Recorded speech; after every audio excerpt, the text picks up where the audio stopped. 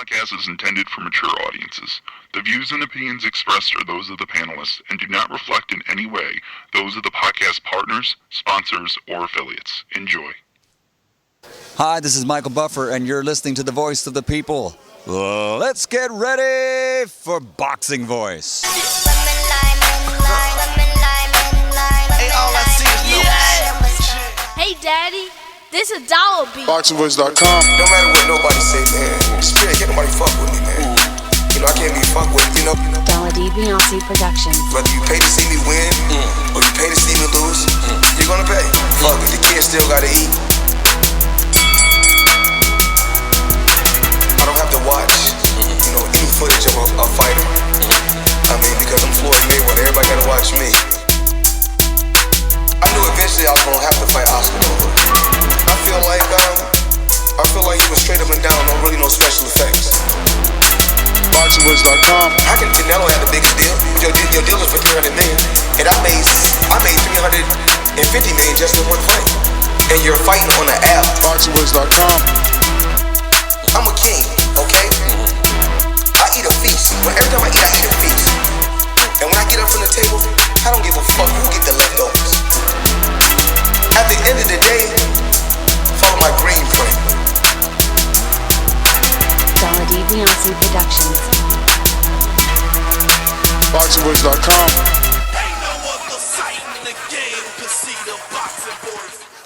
Welcome back, ladies and gentlemen. Welcome back to another edition of the Boxing Voice Radio. I am your host, Nestor Gibbs, joined alongside a few rotating panel of co-hosts, and we're back with another one. It is Coronavirus Series, and we're on lockdown. It is April 5th, Sunday evening, still no boxing. 1 month deep into coronavirus lockdown, or should I say 2 weeks and some change, but we still continue to deliver a jam-packed show. On the docket for today's discussion is going to be Floyd Mayweather's daughter, Yaya, or should I say Iyanna Mayweather, charged and arrested for stabbing NBA YoungBoy's baby mom. If you don't know who NBA YoungBoy is, neither do I, but his name is Never Broke Again. He's some young boy who claims never to be broke again, and his fiance to Iyanna Mayweather. We'll bring you all the details. Second on the docket, topic numero dos,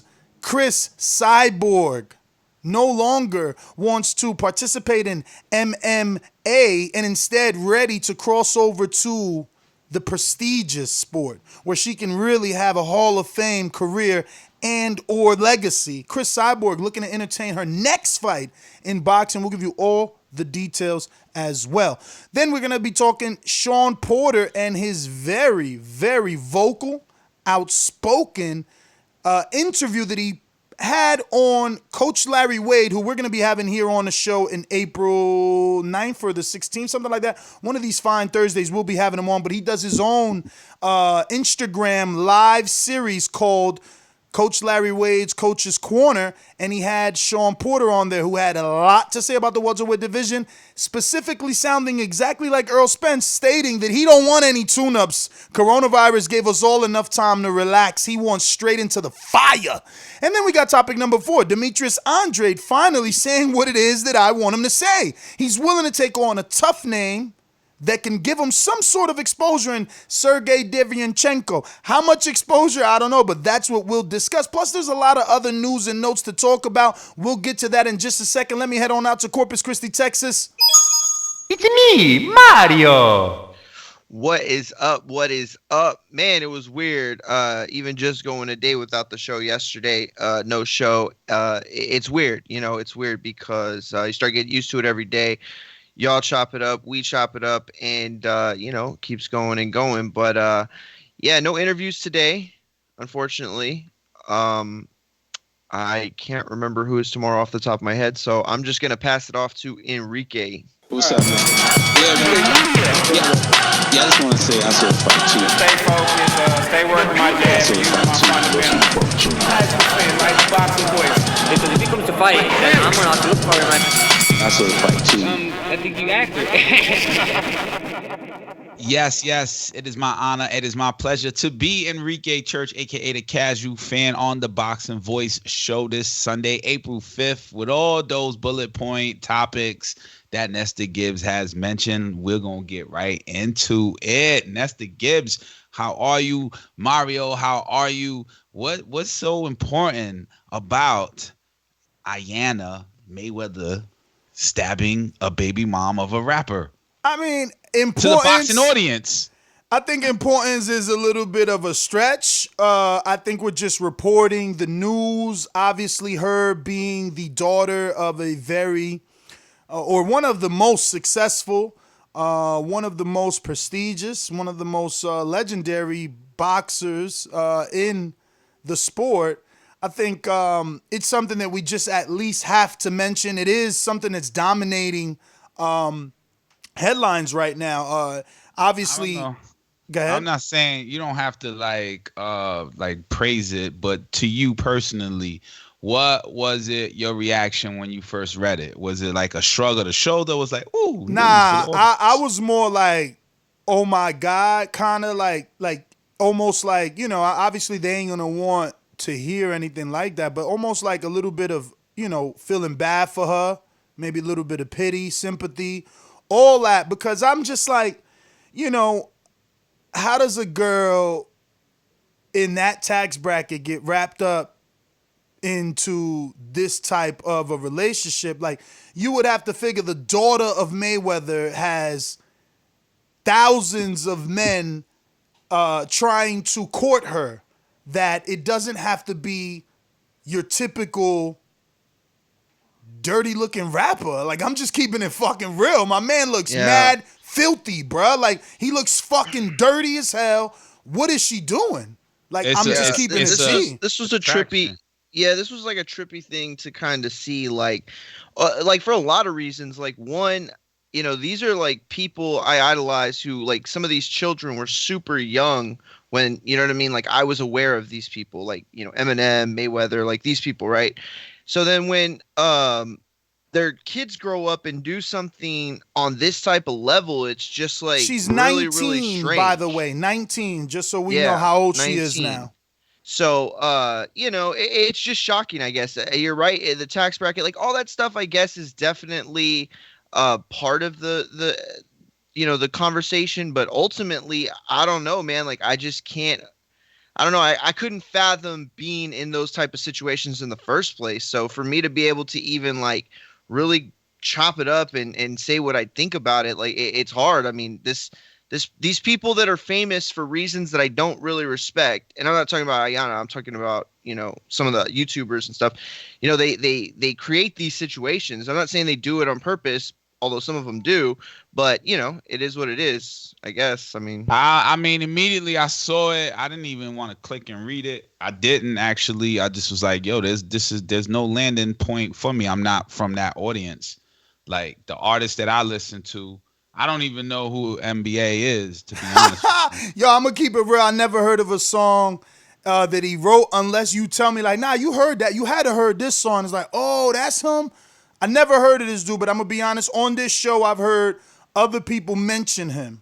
Either rappers, like we got questions from the, our Ask a Rapper, Ask a Fighter series, and somebody might say what's in your playlist, and somebody might, say his name, like, yo, NBA Youngboy. I never heard of him, but I'm gonna give him props though. Young sport. I'm gonna give him props though. I mean, he's allegedly her fiance. I mean, he bagged her. Let's just be real, like. He might not be what I would have wanted for her if I'm thinking like her pops, but at the end of the day, for him, he scored. His homies is high-fiving them. Let's talk like this though, right? You mentioned tax bracket, but then there's lifestyle. So regardless of the tax bracket, you still have what you're attracted to and what you attract, right? So you could be filthy rich golfer and you have the woman that fits that area. Regardless of what you look like, people gonna judge you off of that. But you could be freaking Iyanna, the daughter of a legendary father, and his lifestyle. You only see that glamour and rap and artists and boxers. So she gravitated towards a rapper, and people. Yeah, but she could have got that. She could have got that lifestyle from a dude that isn't gonna let you bang out with his baby mother. Because that's the story. TMZ is reporting that NBA YoungBoy and his wife, Miss Jacobs, his baby mom, Jacobs. Mario, can you pull up the story to get her first name? Last name is Jacobs. And they were having a discussion in his kitchen or in his house. Iyanna shows up and announces, I'm his fiance. They get the arguing back and forth. And they start fighting. Iyanna grabs 2 knives and cuts the girl once. She ain't feel that one. She felt the second one. Second story, according to academics, who's really, kind of the version of the bigger version of us for hip hop, says Iyanna's hair was pulled outside the house. She chased the baby mother inside the house. Then the stabbing took place. So now the other thing is this. Obviously, I'm not really fucking with NBA YoungBoy. I know Brandon is in the chat saying we getting old. The NBA YoungBoy, one of the hottest artists in the game.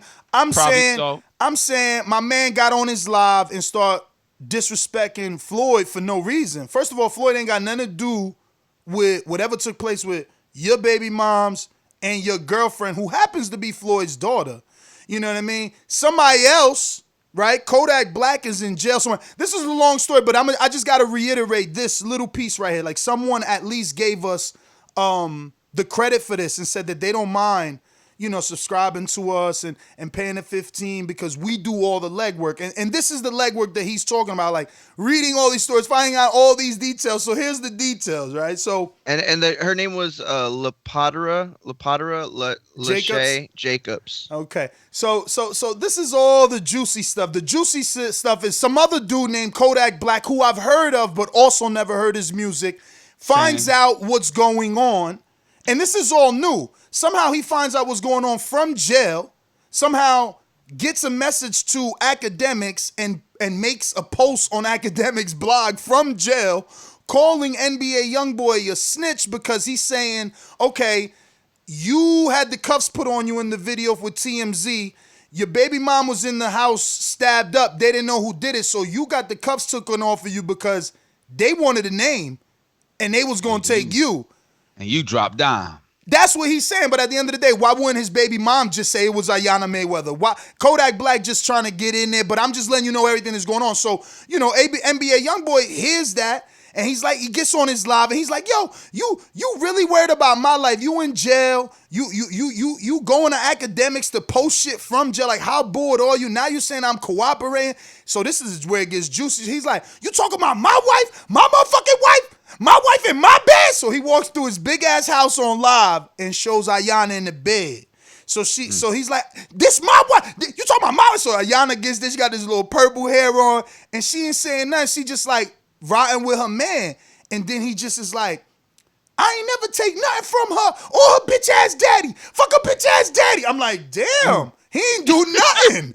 You know what I mean? So that right there was like, all right, I'm running with this story because I got to defend Floyd. My man ain't did shit. He ain't do nothing to you. That's his daughter, though. That's funny. That you made it entertaining, and I enjoyed it. Thank you. No problem. But that's where the bus stops. Like, there ain't no more interest in it. Well, I'm gonna. He might be that age group. No. Actually, I'm gonna keep following the story because it's still a stabbing. It's aggravated assault. I've been through many, so I'm wondering how his high-priced lawyers, Mayweather Jr., Senior, or Junior to her, right? I mean, father to her. How his high-priced lawyers handle the situation, because an aggravated assault, much less with a deadly weapon, and they're saying she's in critical condition. How critical, I don't know. Obviously, all these tabloids could be boosting the story up for more views, but if she's in critical, Iyanna might be suffering like a first-degree aggravated assault. That's some time. Bro, man, I just Googled what this kid looks like. Yo. Bro, he was on the thumbnail from the beginning. No. I'm saying, but like I just like see pictures, like different, you know what I'm saying? Like his whole like swag and everything. And I don't know, man. It feels weird to be like, I don't want to be that guy that's like, yo, my days hip hop was hip hop, you know? Yo, in my days, pop. Like, I don't want to be that dude. Just like them dudes would say that to me when I was younger. You know what I'm saying? Like, a lot of people told me that growing up, and it's like, oh, they would poke fun at like certain rappers or whatever. And so, like, I don't want to be at that age where I'm like, man, these people are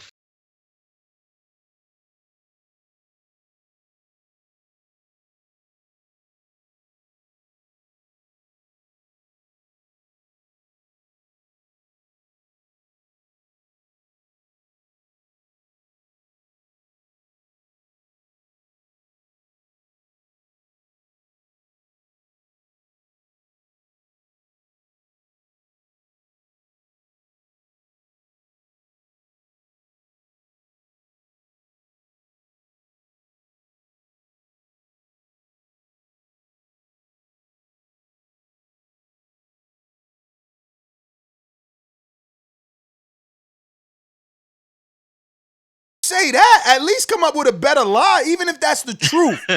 Don't tell us. Don't tell us that you literally be fronting on a daily basis for views. Like people they're not even listening to the words coming out their mouth, man.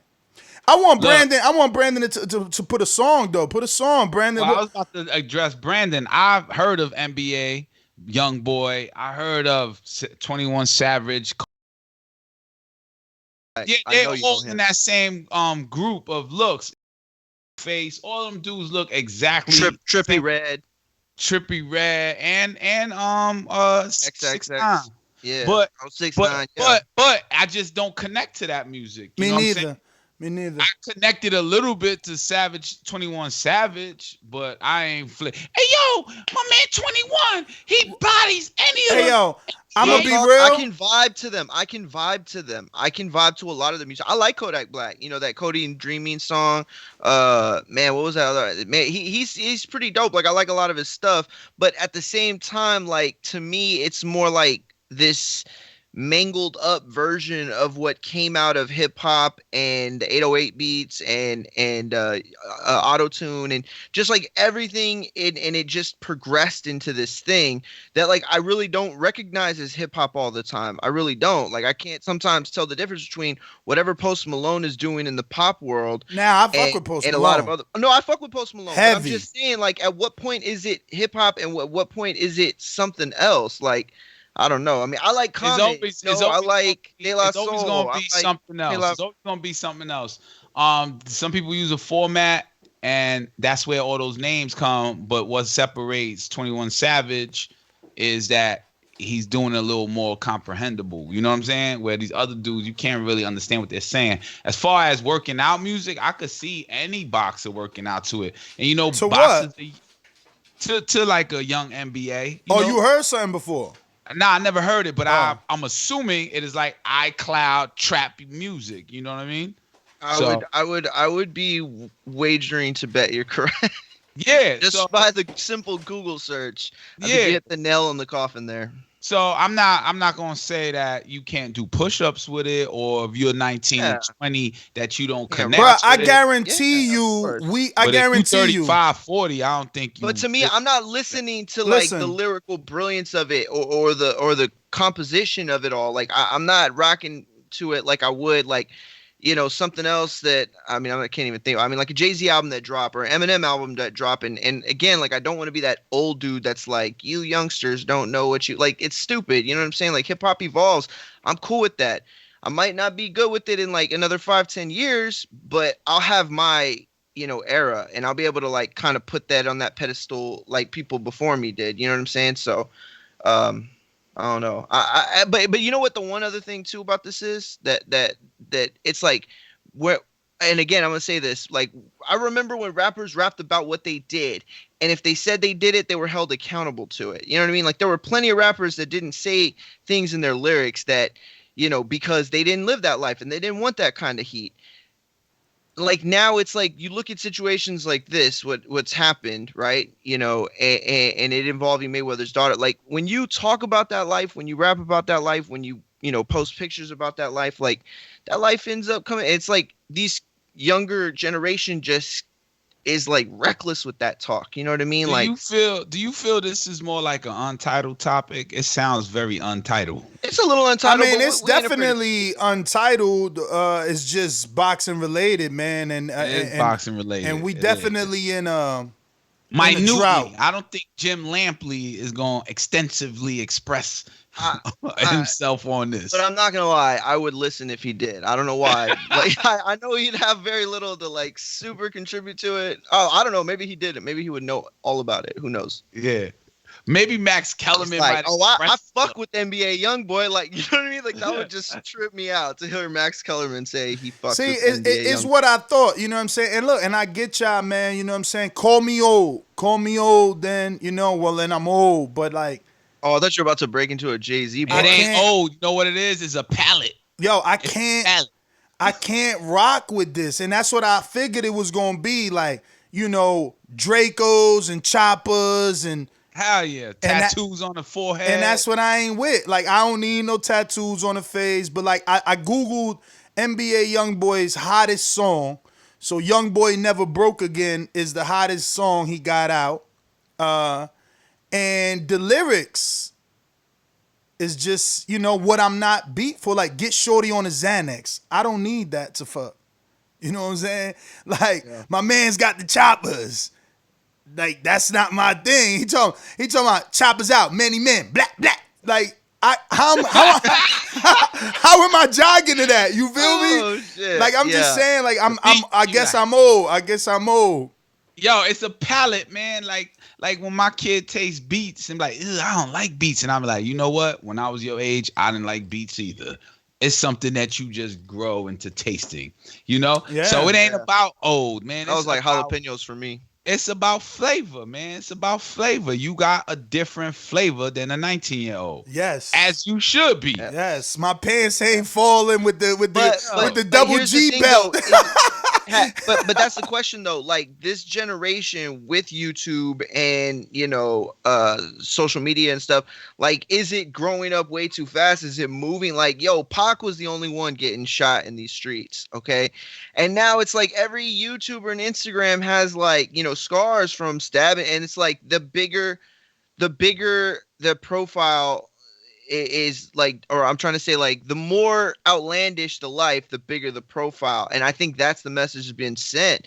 You know what I'm saying? So like, I don't know, maybe I was just as wild back then. Maybe rappers back then were just as wild too. Like, I don't know, maybe. But. I mean, the news wasn't breaking that quickly. That's true. Yeah. Like to read a review, you have to wait for you read the magazine and then you had to wait for the album.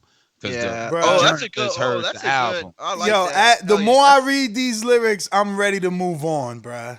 I'm just saying, like, damn. I was ready for Porter saying, right now's the time. Yes, let's move into Porter, right? No, actually, what's topic number 2? Is it Porter? Topic number is Porter. Nah, it's Cyborg. Fights it's right Cyborg. now. It's Cyborg. Topic number 2 is Cyborg wanting to join that boxing world.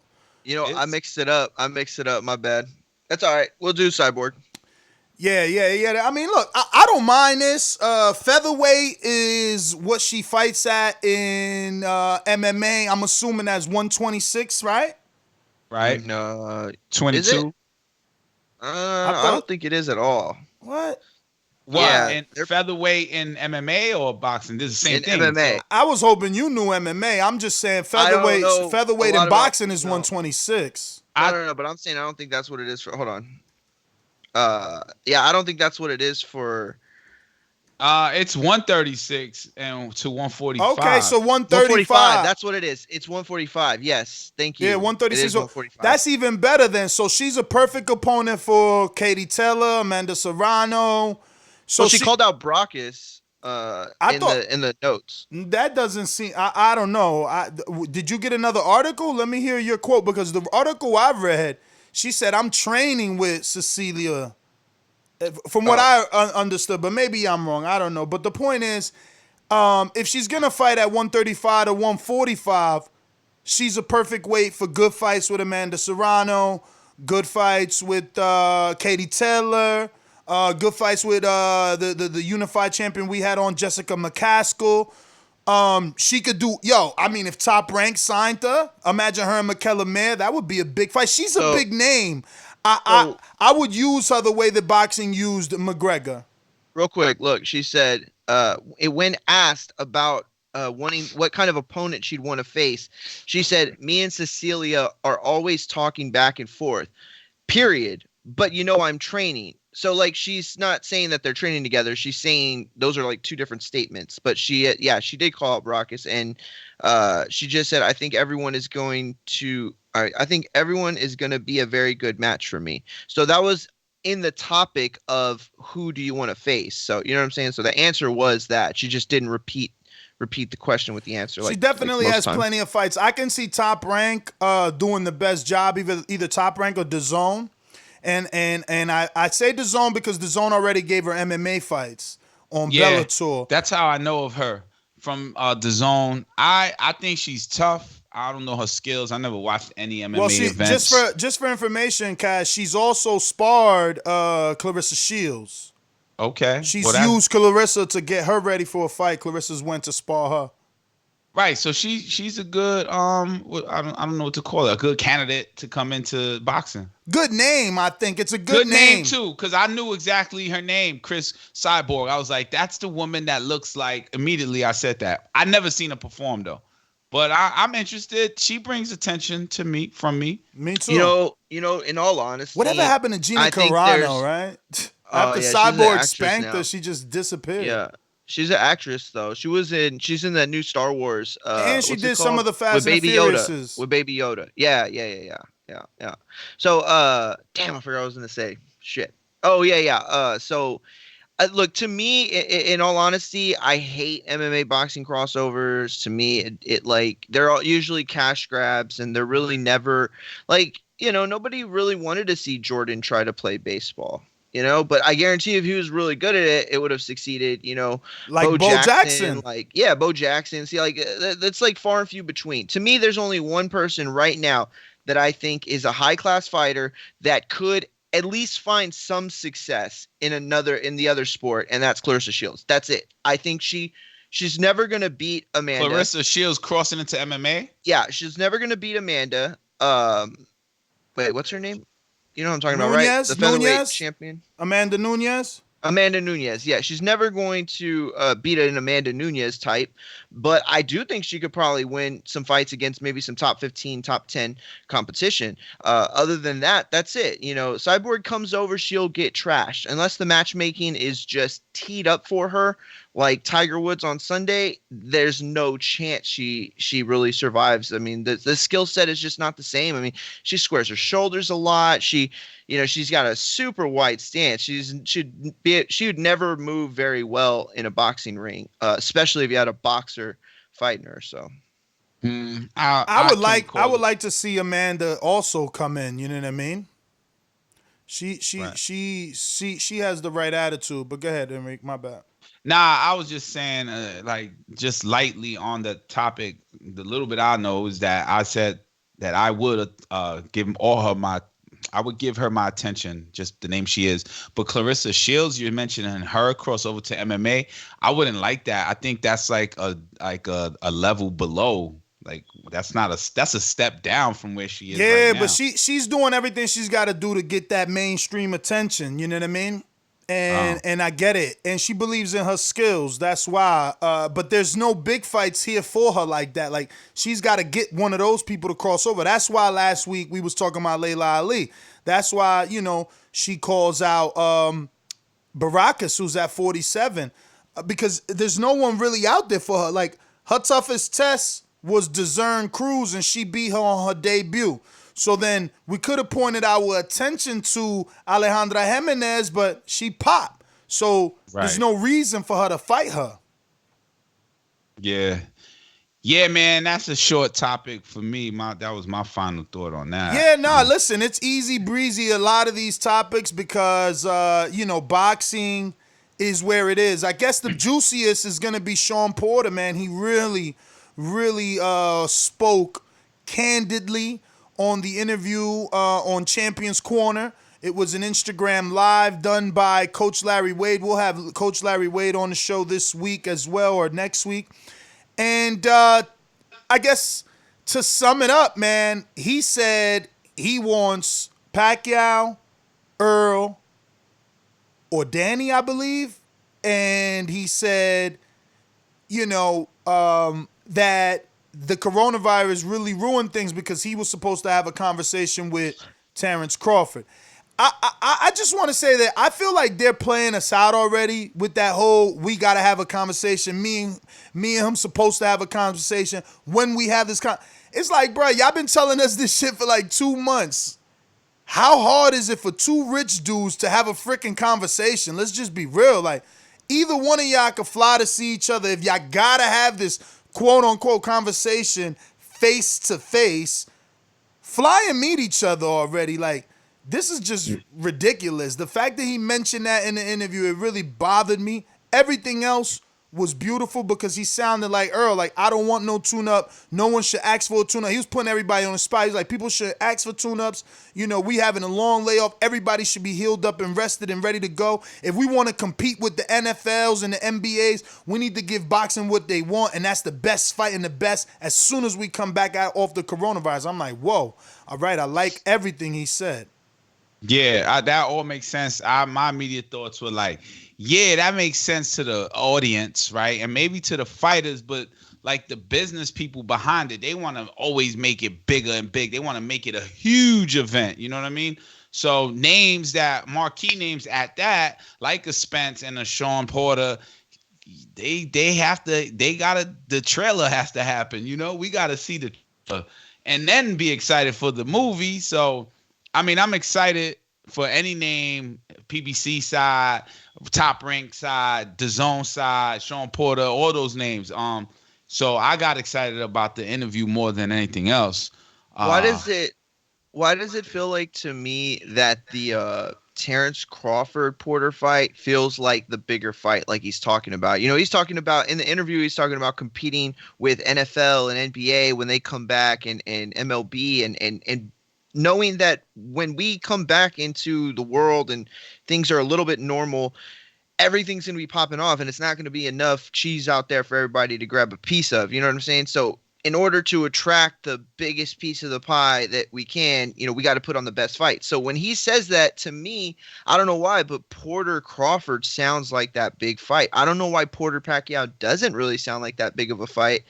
And Porter, yeah, I'd say Porter Spence is pretty good. It's too, a big. I think you're looking at Porter Pacquiao. Win. I'm sorry.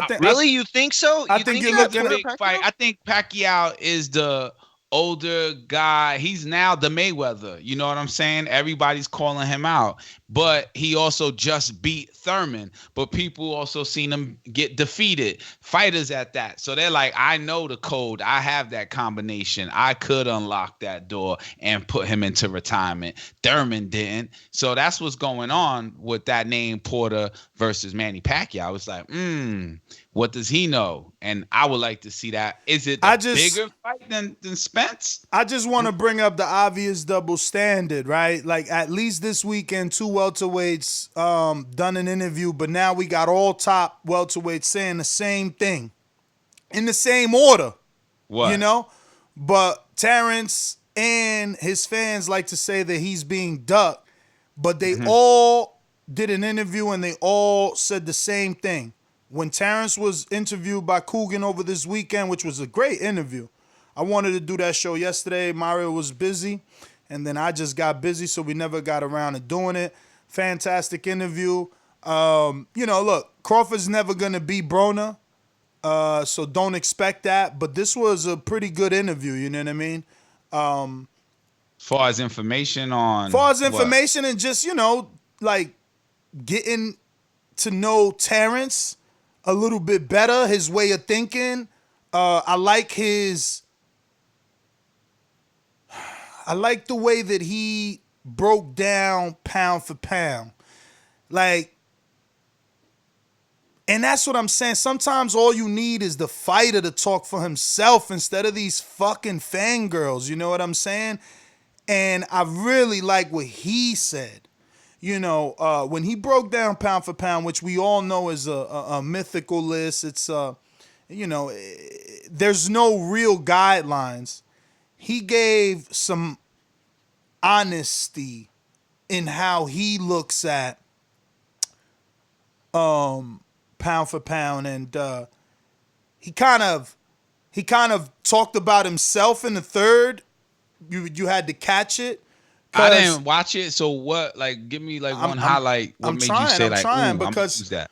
I'm trying because he's like, look, pound for pound for me is a dude that, and this is him speaking, not me, is a dude that, you know, you can look at his skill set and put him in any division and pick him to beat whoever he faces. And then, exactly. And we knew that part of it. We knew that part. We knew that part. Everything he said, we knew, but him saying it kind of in the third about himself, but not really about himself, because he's like, because look, if somebody started just kind of reaffirmed it all, you know? No, it just like, makes sense. It makes sense from his point of view, because I get it. If I'm him, I see what he's saying. So he's like, if I start at 130, I want the best dude at 130. You know, I don't want to come at anybody else other than who the people think is the top. So he gave you his run. He's like, you know, when I was at 130, I fought 135, excuse me, or 140. We run his first title at 135, right? 135, I thought. So, you know, he won that first title, and then he's like, you know, it was a vacant title, but after that, I unified with a champion. And then after that, I undisputed with a champion. And he said, so, you know, well, actually, no, I skipped the whole division because it was 35 first, right? But the point I'm trying to make is just basically he's like, I'm going after the champions. You know, when I became champion, I unified. When I unified, I went for the remaining belts to be undisputed. When I moved up to 47, and this is where I really like what he said, and, you know, it's kind of a double-edged sword because when Danny moved up, I didn't want Danny to go straight at the top. But that's because I always seen his vulnerability. But you see, Crawford said, I could have moved up and fought, you know, Joe Blow, but I fought a champion. You know, I wanted to fight the other champions, but they told me get a belt, which we all knew. But again, having him say it, it's a little bit different, and I don't know. It made me understand it more because he's like, yo, they told me to get a belt. They all wanted to fight Jeff, so I didn't get any tune-ups. I didn't test the waters. I fought a champion. Cool, y'all don't respect that champion. Now I want to fight y'all. Y'all told me to get a belt, so now y'all don't want to fight. So I get him. But then this is the only part that you know has me saying what I said in the beginning, which was they all got the same list. So when Coogan asks him, yo, what you want? His first name is Pacquiao. It's not Spence. First name is Pacquiao. And just like Porter, first name is Pacquiao. Just like Earl, first name is Pacquiao. Just like Thurman, his first name was Pacquiao. Just like Danny, his first name is Pacquiao. Then the second name for everyone is Earl. Spence. Because it's a money pecking order. Exactly. But blind fans don't see that. You know what I'm saying? They all want the faded legend because they all understand it means legacy. Well, not only that, but it goes to further closing the gap between these guys that refuse to fight each other. You know what I'm saying? Like right now it's the business, like you said, of, you know, who's the A side, like who deserves more, who deserves less, you know, who's on the same level commercial wise. When you fight a Pacquiao, you're thrust into that spot. So of course that's who they want. And let's be honest, after Pacquiao beat Thurman, that's okay to want that fight now too, in so many other ways. It's okay because Thurman I don't like was supposed to be that guy. Well, it's hypocritical. But you got to admit, though, it's hypocritical. You can't say people. You can't say people are ducking you when they want the same big fight that you want. When listen, Coogan asked them, politics aside, what's your next three? What would you want? He was like, my next three? Who? Pacquiao. You know. So it's like Spence, because that's what everybody says I don't want. Spence, because that's what everybody wants. Spence, because that's what everybody thinks is the best. Spence, because he think he better than me. Spence, because he said I'm light in the ass. But it ain't. You just like everybody else. You want the check, and I get it. Because I'm the one that sits here and says, I live in the reality that I'm in. And the reality that I'm in is Pacquiao is the old faded legend that you could get the biggest check for, so every welterweight wants to fight him. Not the reality that fans want to paint with people being ducked. No, the reality is people want the biggest check. Yeah, man. Like I said, without the faded champ, the faded old boxer, he is the Mayweather right now. He is the check. See Manny Pacquiao and take all the fans with him. With you. Yeah, look, I don't even consider, like, it doesn't even, it's not even ducking anymore. Like, the only part that I disagree with is that well, I mean, you're not saying that it's looked at different, you're accusing other people of that, but all I'm saying is that it's not only the smart play for these guys, and this might have been something like I wouldn't have said, 10 years ago, where I was like calling guys bums and, thinking that people duck each other, like for real out here. Like it's like a natural, normal thing when, it's often very rarely the case. So like knowing all that, I know now that not only is the Pacquiao fight the 1-to-1, it's actually not even like, it's still on our radar in terms of what it means for the sport. This isn't some faded body.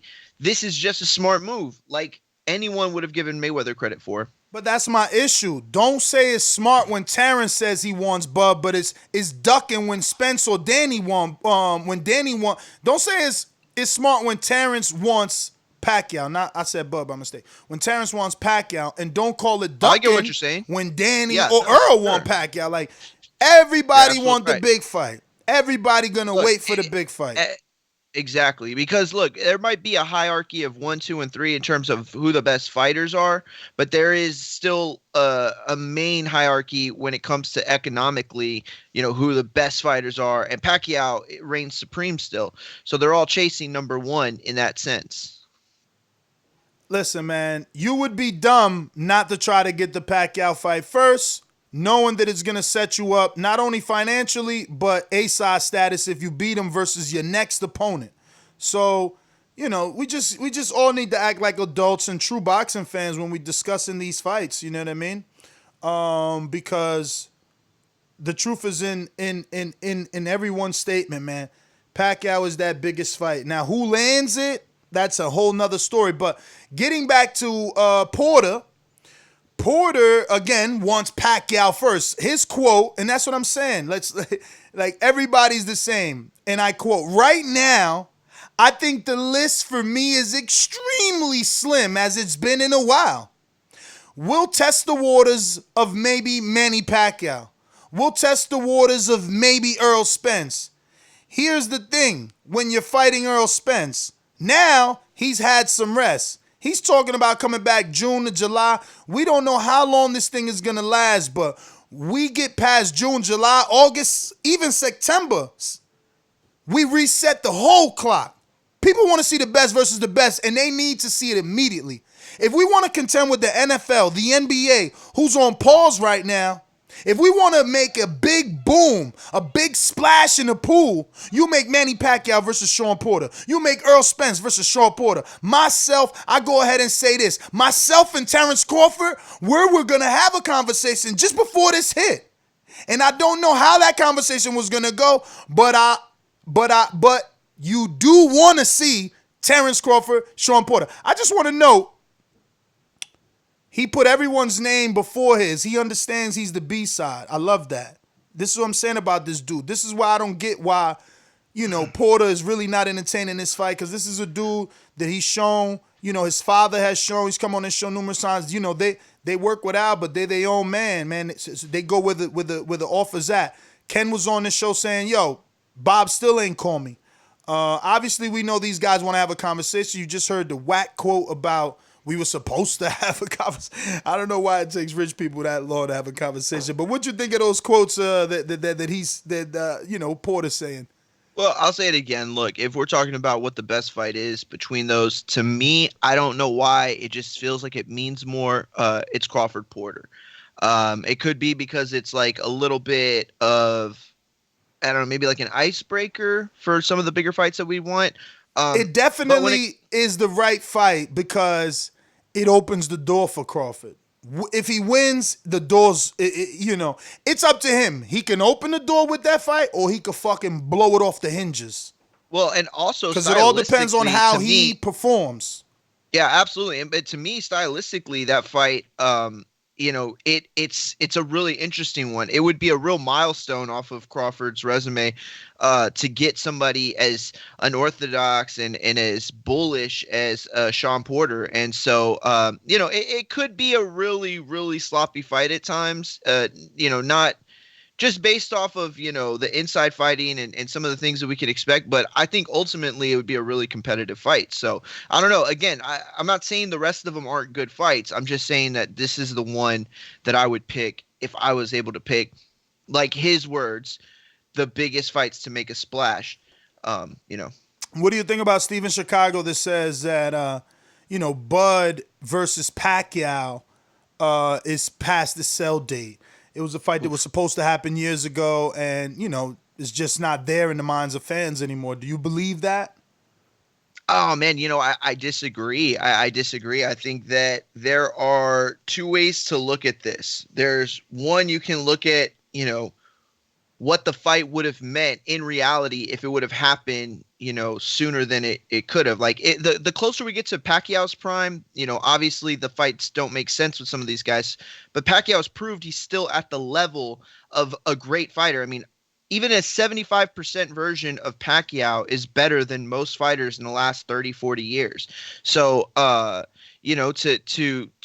completely take him out of the mix, I don't know. I'm not saying that Manny Pacquiao deserves to compete for pound best, which Crawford and Spence both do, but I also don't think that he's so far gone from who he was as a fighter, which is a very, very talented fighter, that he gets blown out. It's still a huge milestone on any career. So, and it's money. Definitely, man. Definitely.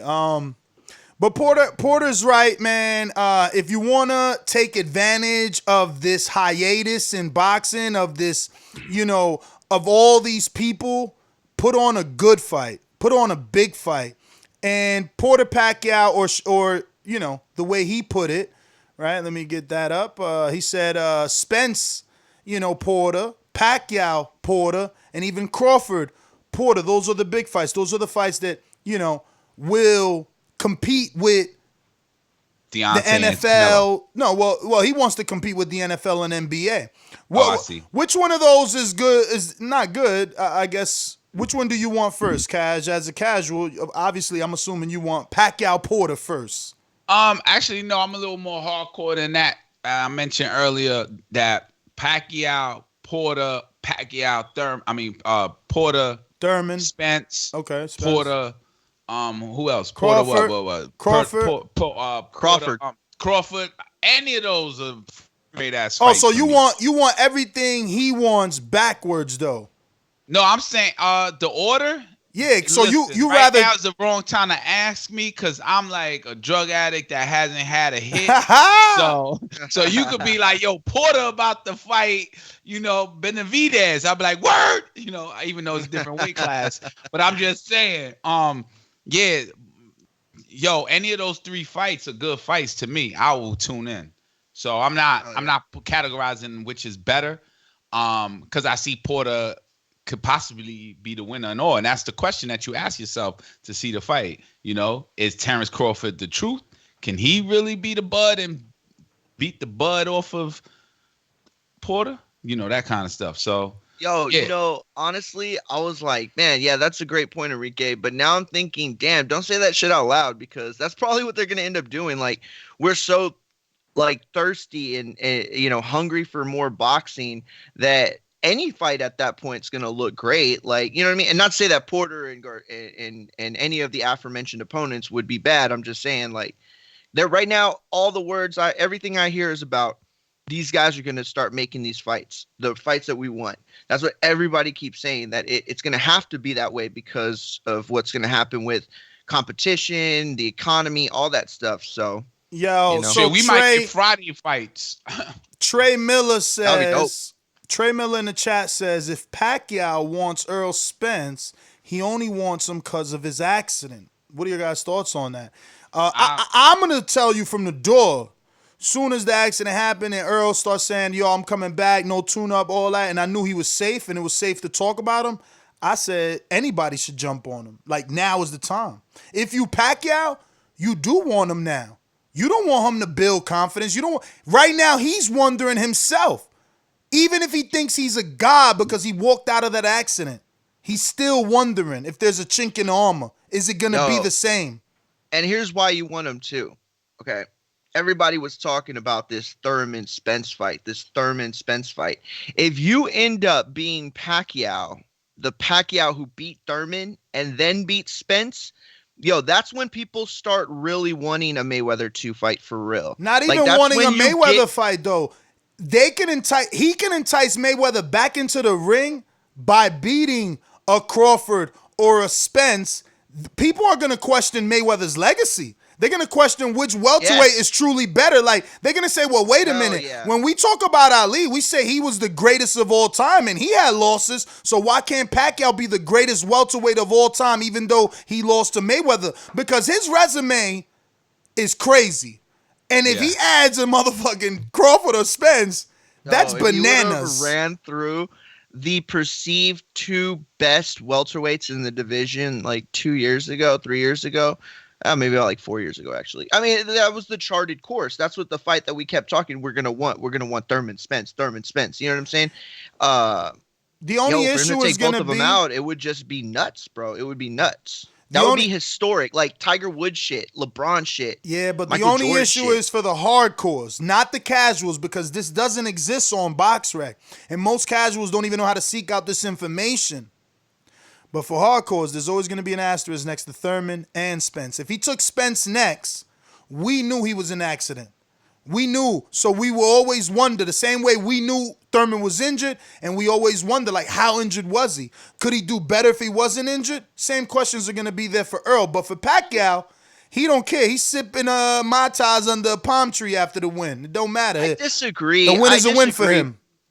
I disagree because, I mean, like, even today, there are times, like, let me tell you, when we first started doing this show, and I really didn't know a lot about the 50s and 60s heavyweight era, and somebody would ask me, I remember, who was it? It wasn't Al Bernstein. Who else did we have on that show? And it was Al and Steve Farhood. Steve Farhood. I remember off air, Steve Farhood had said, he said, oh, well, I don't even remember who we were talking about specifically, but let's just say I said Mike Tyson was like the greatest heavyweight. Let's just say I said that. He was like, well, give me who you think his best wins were. Every time I said something, he would, well, did you know that, the Mafia had a hit on blah, blah, blah. And, oh, did you know that he had, his mother had died a week before that and his sister was in the hospital with polio. And like, he had an asterisk for every single one of these fights. You know what I mean? And he broke it down perfectly. But those are lost in the histories of time. Like, the more and more the years go by, it's only people like you who stuff alive, and the people that go forward, all they remember is that, Spence and Thurman are on Pacquiao's resume, or Mayweather's Pacquiao's an L on Mayweather's resume. Whatever they know. Definitely, man. It would be a great feat for Pacquiao to get those wins. Is just I'm sure, if he took Spence, someone's gonna say something. How much weight what they say holds, that's what's up for argument or debate. I'm gonna give you the opposite, and I'm gonna say that Spence puts it on not Spence, I'm sorry. Crawford puts it on Pacquiao and ends it. Well, yeah, that's different. Yeah. We talking about Pacquiao jumping in there with Spence off the accident. We never said Crawford just yet. Right. If anything, Steve in Chicago had a question for us that you didn't answer, and he said, that was my bad. I didn't even answer that either. No, you did. You said it wasn't. You said it wasn't past the sell date. Yeah, no, definitely not past the sell date. So the question is to casual. The other question was, does Pacquiao want Spence now because of the? But you had answered it, and I didn't answer it because that's exactly what I would say the same thing. He'd be stupid not to want it because of that. That's definitely part of it. But what's also part of it is the Mikey business. Look what Earl did, and Pacquiao seeing, oh, this kid could do numbers. Okay, well, let's see what we got. You know what I mean? And then the perception of him getting in the crash, that all adds to it. But that's the options, man, because that's the other thing. Pacquiao is the only dude that could really go to Saudi. You know, he can't take Earl to Saudi. It'll be on Pacquiao's back. You know what I mean? So no, you're right. It could be in Texas. Didn't Pacquiao fight in Texas? Twice. I'm sure. Margarito he fought, and he fought Claude. Oh, okay. Yeah, but they won't do. Listen, that's what I'm saying. There's heavy indication and rumors, headlines that Pacquiao, Mikey, is more probable in Saudi. So again, you know, he's got so many options. PBC would have to put together, and that's what I'm saying. It's just too hard. Like if you're Bob Arum, how do you offer Pacquiao enough money to take a Crawford fight when Saudi Arabia is offering the money to take a Mikey fight? Which fight is easier for Pacquiao? In his mind, he's got to believe Mikey is more beatable, and there's gonna be more money. Same thing. Definitely. With Earl, you know, it's like Pacquiao. Earl can't offer Pacquiao what Saudi could offer him, and then you got Khan. Same thing. Another dude that offers more in Saudi to Pacquiao, you know. But remember I said I like the Khan fight for Earl, but he said he don't want no tune-ups. I say if you're gonna do a tune-up, take that Khan fight. Take that Khan fight. Take the best there is. So wait, you're saying Pacquiao versus Amir Khan is a possibility? Yeah, that's always been a possibility, especially in Saudi. It's been talked about for some time now. I can see that. Now, what if Amir Khan gets the good side and wins at the end of the day? Ha! You're right. Does he retire? Pacquiao dropped almost everybody. Question. Pacquiao dropped almost everyone he's fought, and you know it's just easier to drop Khan, so he'll be up on points just by knockdowns, even if he can't knock him out. Like remember Algieri, so you got to think 10-8 for 6 different rounds because he knocked Jiri down like 6 times, bro. Like he just can't. That boy's got a chin. The speed and the power of Pacquiao is going to be way too much for Khan. There's just going to be too many flash knockdowns. He won't get knocked out, I don't think. I think even though Pacquiao got knockout power, he slept Hatton. Yeah, he slept him. Yeah, he did. Yeah, I mean, there's a lot of good ass fights that could come out right after COVID-19 season. They have to. But let's talk about that. Let's talk about Porter suggesting to come out guns blazing. Do you think that's the right approach, or do you think because we're gonna be so thirsty, promoters are, gonna give us a little bit at a time? Because not only that, factor in that once they open the doors to commerce, everyone's gonna open business for business. You know what I mean? So it's gonna be difficult too. And the crazy thing is gonna be, we already got 3 big fights. You have an AJ fight, you have a Wilder fight with Fury, and then you have a Canelo fight with Triple G. It is, with Triple G. Supposedly. So those are major events right there. So that's why I mentioned earlier, wow, are we gonna have Friday night fights? Is there gonna be a Friday pay-per-view fight? Yo, look, here's the thing. By the time we get there, everybody's going to be strapped for money. Like, everybody, no matter how good you're doing now, like, everybody's going to want to save. And it's going to take the very best fights with the very best cards to entice people and to really bring them back into the fold. So, boxing has a shot here, like Porter says, to kind of create, like, a clean slate and start making the fights that we want to see. And at the same time, if you want to get it in 2020, there's going to be a limited, and if you don't get it in 2020, then 2021, you're going to be itching to get it. I'm predicting that we're going to see fight after fight after fight. I think that there's going to be a few breaks if we get this. These guys are getting ready. I mean, they've already told, who was it that they told the other day we had on the show? They told him to be ready. David Benavidez. They told his father, keep him ready. He's up first. They already have him in line they already have a line to get fighters out, to get them fights, to push them as soon as they're able to be pushed again. So of course they have the plan. Of course they got the strategy. And I promise you that strategy includes some of the biggest fights that we've ever seen or will ever see. Yeah, I just hope we get wind of what this schedule is going to be, man. They got us well, not they, man. Obviously COVID has things on lock for sure. But let's move on, right? What do we got? You think we're all done? Kaz, you wrapping that up? You got anything left on the Porter topic and all his, yo, I know he's antsy. Fantasy fights? Look, he's antsy just like me. I'm antsy. I just can't wait to go back to work. I'm sure fighters, they got this energy inside of them. They want to release it. They don't have access to the gym the way they used to, even if they have a gym in their crib, They don't have the sparring to release, and he's ready. He's like saying it. He's like, I'm ready to go. We got to do the biggest.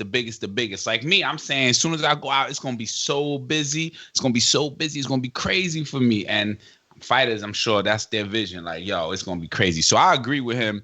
As far as how it lands into our calendar as fight fans, I don't know. But yeah, man, it might spill into 2021.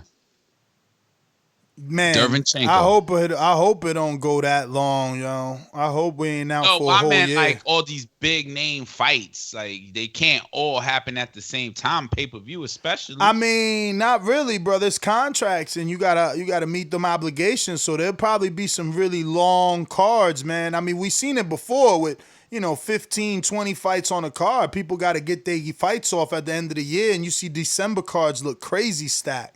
But the name brand? You mean name brand fighters on one card? Listen, you see lots of names. I mean, I haven't seen that yet. Like, I'm talking about name versus name, not name step up, name mediocre, name potential. No, come I hear up, you. I hear you. Nah, we haven't seen name versus name on a 12-fight card, but they're going to have to do something.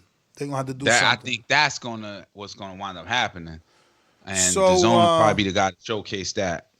So Derevyanchenko, who we just did a whole fight tape review on Fight Tape Tuesdays. And why you always butchering Film Study Tuesday names? Film Study Tuesdays. Well, that still brings them in. Was there. And Derevyanchenko and Andrade. Ooh, that would then answer a lot of hateful questions. That would. Yo, Kaz graduated, Joe. No, bro. I told you. Yo, what in the hell? Yo. I was just saying, like, I'm still wondering why everyone praises Andrade, and I'm saying, okay, who has he fought? I'm judging so who have you fought? Yo, I love who have you fought. I think right. That's what I love. I love who have you fought. Why? How good as you look? It's who have you fought. Right. So Derevyanchenko looked good against Triple G. Andrade needs to take that. Take that. P. Diddy style.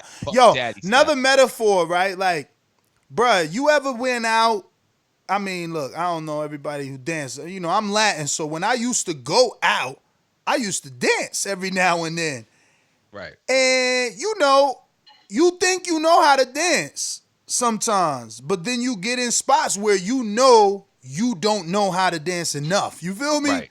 Like when I went to Cuba. Exactly. I was like, whoa, I ain't even going to embarrass myself. Exactly. So that's what I'm saying. We all could dance, but can we really dance? When you got that right salsa partner and she know what she doing, is you still showing off like you do back home, or you trying to stick to the basics so you don't look like a fool on that floor? And that's what it's all about, man. So it's who you quick, in there with. Who you in there with? Here are the quotes from the Keith Idec article on this topic. Andrade was asked about the Derevyanchenko fight, and he said, "I asked for that fight before." Andrade said, "I have no problem fighting anybody in my division. Anybody." Stop there, because I seen that, and that deserves conversation. The fact that he wanted this fight, and that they've talked about this fight since 2017. Damn, bro. Like, I thought Derevyanchenko had it hard too. So we got to talk to Keith Conley, his manager, find out why would they turn this fight down so long ago. Now, Andrade has a belt. I mean, that's just strange, though, Yeah, no, it's definitely strange. But real quick to finish it up, he said, I'm already fighting anybody. I'm fighting whoever's available at the time or whoever's willing to get in with me. So I'm not sitting here picking and choosing anybody. I would like to fight the well-known, popular guys out there, but that's not the case. But if you could put a Derevyanchenko fight with me, I would definitely love to take that fight. But yeah, the fact that he did kind of let that slip by, that he asked for it before, is definitely noteworthy. But at the same time, you know, with Derevyanchenko, he's like that hard. I forgot what Ness you called him the other day when we were watching it, but he's like a too high risk. I mean, yeah, too high risk, too low reward, in the sense that his name's really only comes with the clout of doing really well in losses. You know what I'm saying? So not even, bro. Not even. He's blessed, right? Like, he took the loss. People thought he won. But this is the biggest buzz he's gotten on his name. Like, come on, man. My man was not getting no shine. He was fighting like, he fought like the Jamaican, the Stevens fought. I can't even remember his name right now. Can't remember. But he, you know, Jack Cool Clay, you know, the biggest fight he had was the Daniel Jacobs. But before Jacobs, I'm telling you, like, he had nothing. And Jacobs really beat him easily. I didn't see a tight fight in the Jacobs fight. So this was a blessing for him that he did so well. We want to see him again because, honestly, I remember when he got the Jacob, I'm like, bro, what did he do?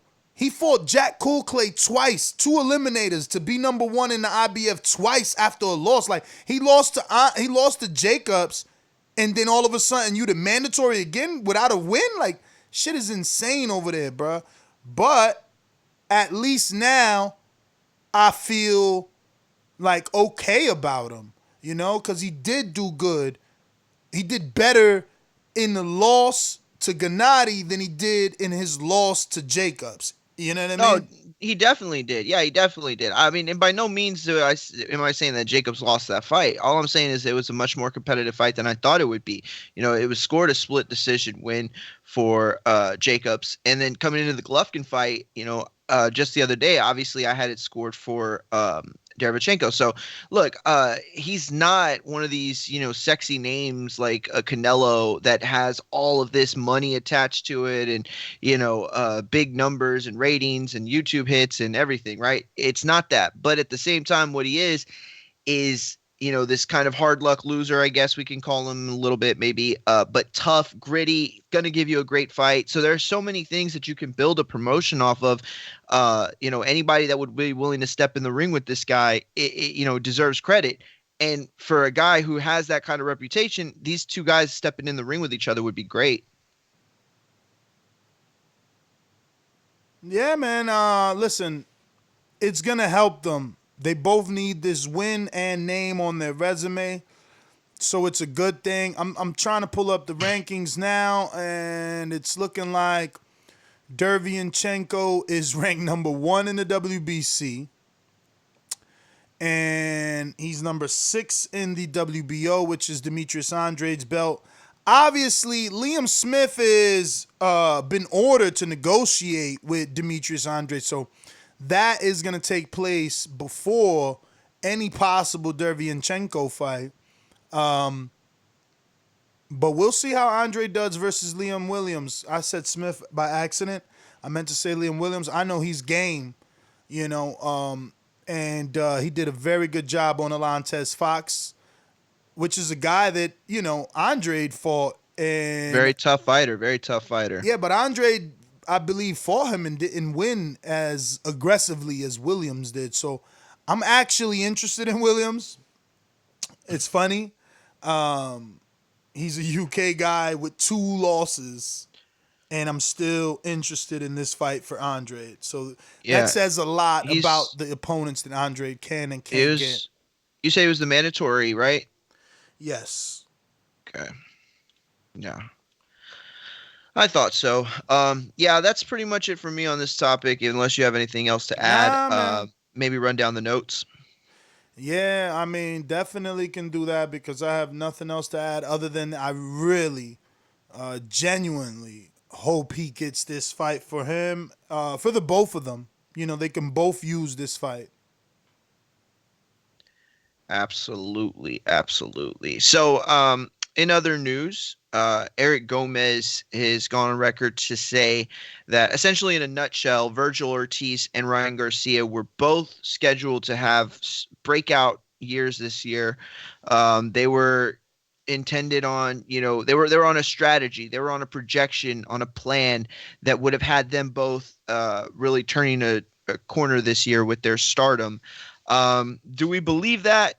Do we think it's true? And if it is, what were the fights that were going to launch their careers? I guess I can start. Unless you want to start, you can go ahead if you want. I mean, the obvious fight for Garcia was going to be Linares. For Ortiz, I have no clue. I can't think of a welterweight off the top of my mind that's a former world champion, that's beatable, that's popular, that would have raised the profile of Ortiz, that could also do business with Golden Boy. I don't even know. Yeah, look, I'm gonna put it like this, okay? I don't think that they were talking even the Linares fight. I think that definitely would have gotten him to another level. No. But when he said Garcia Linares was done, dog. That just no. But this is what I'm saying. I'm not saying that wasn't going to be the next fight. The question is, or the point he was making was that they were on a path. That path was going to lead. They weren't going to just fight one time this year. They were going to fight Linares. And there was a plan by the end of the year to have them, reach their star power. That would have had to have come off of one of their last fights. You know what I mean? So it wasn't going to be Linares. Linares was just the start. Or not the start, because he had already had a fight. But Ryan Garcia, that his path led through Linares. To who, though? Who would have made him that star? Because I don't think they're talking about Linares. I think they're talking about another fight. Nah. Listen, he had the Romel Duno fight, last year? Yeah. And then he had the Fonseca fight this year. So he's already on that level, but not on that level. So he's getting 3 fights, which was the plan. Fonseca, Linares, then Tank O'Haney in the end of 2020. That's what DAZN is pushing. That's what I'm saying. So which was going to be that fight that was going to Linares launch first. Is Linares first? Okay, it's 3 fights: Fonseca, Linares, Haney, or Gervonta. End of 2020. Yeah, but you're missing the point I'm trying to say. I'm trying to say is they had this plan, right? And yes, it led through Linares, and it also included one of those fighters. It obviously had to, if they were going to do it. But for Vergil Ortiz, it's a much different story. I don't know what Golden Boy would have to offer that would be able to flip the kind of switch for him in his career as a star as Ryan Garcia would have. And I guess it's not fair to put them on the same level, but I don't know. Those are hefty goals to me. It's really hard to suggest that this is going to be the year that somebody turns into a star. You don't know about injuries, you don't know about stuff, but at the end of the day too, you don't know how guys are going to look. You don't know how you want to progress them. It should be a fight by fight basis, except for very early on. Very early on, you can say, well, we're going to fight 2 fights at, 4 6 rounders, and then we're going to fight about 8 fights at, 8 rounders, and then we're going to move up to 10 rounds by, the 15th, 16th fight, and then, whatever world title by the time we get into our 20s, whatever. However you want to do it, you could do it like that. But when it comes to the upper echelon of the sport, you really have to go by fight basis to see who is ready for who. If Mike Garcia would have came out and starched Earl, who knows what that next fight would have been? You know what I mean? If he would have proved himself on that kind of level, they might have been chomping at the bit to get them, him and Manny Pacquiao in. And so you got to play these things as they go. So I really would have no idea where Vergil Ortiz holds the keys to his star power. I really don't know where they're at, but he's definitely got all of the required boxes checked off. So when that fight is available, he is going to skyrocket really fast. Yeah, I think you're wrong. I think most promoters and Matchroom has showed us that, and even Top Rank, especially with the interviews that we do, they give their fighters a plan, man. We had Jamel Herring on here before he was a champion, and he knew the 3 fights before he was going to be champion, and it played out exactly how he said it was. And, even for Shakur, same thing. He knew who he was going to fight for a belt. He knew that he was going to fight Warrington next. That didn't happen, obviously. I mean, it probably never was going to happen now in retrospect with Warrington signing the Matchroom, but obviously, I hear COVID. you, but the point that I was making wasn't that that's how it goes. I'm saying that's how it should go. So, for them to have whatever plan they have for Ortiz, all I was trying to say is that with a guy like Vergil Ortiz right now, I don't think you can be sure what to expect from him. Like, that's all I'm trying to say is that's what they all do. They have to project. So for Vergil, he's a young, up and coming, good looking kid. He's got power. Mm-hmm. They're thinking, look, all he's got to do is pass the test. So I'm thinking, as we're here talking, I'm thinking, who could they put him in with? And the obvious name is Jesse Vargas. He's already with DAZN. He's Matchroom DAZN. They can easily do co-promotion with Golden Boy. It'll be a good fight for Vergil. And it's someone coming off a loss in the welterweight division who's a former champion. Everything that he needs. But if he beats Jesse in better fashion than Mikey, he's going to be a star. Because that's the fight that his fan base is going to come out. They're going to do that in Texas. It's going to be pro-Mexican crowd because they're both Mexican. And they're going to attach themselves to the winner. If you if you rubbed a genie lamp and you got to make a wish, definitely that's a great example of a fight that he needs. But to me, it's not realistic. What does Ortiz do for Jesse Vargas right now? Like, Jesse is coming off of, I'm not gonna say a career defining performance because his career is filled with a bunch of defining performances. All I'm saying is that he's coming off of a very bad loss, Mario. Remember, this he was in tougher than a lot of people. No, he wasn't. See, in the eyes of the public.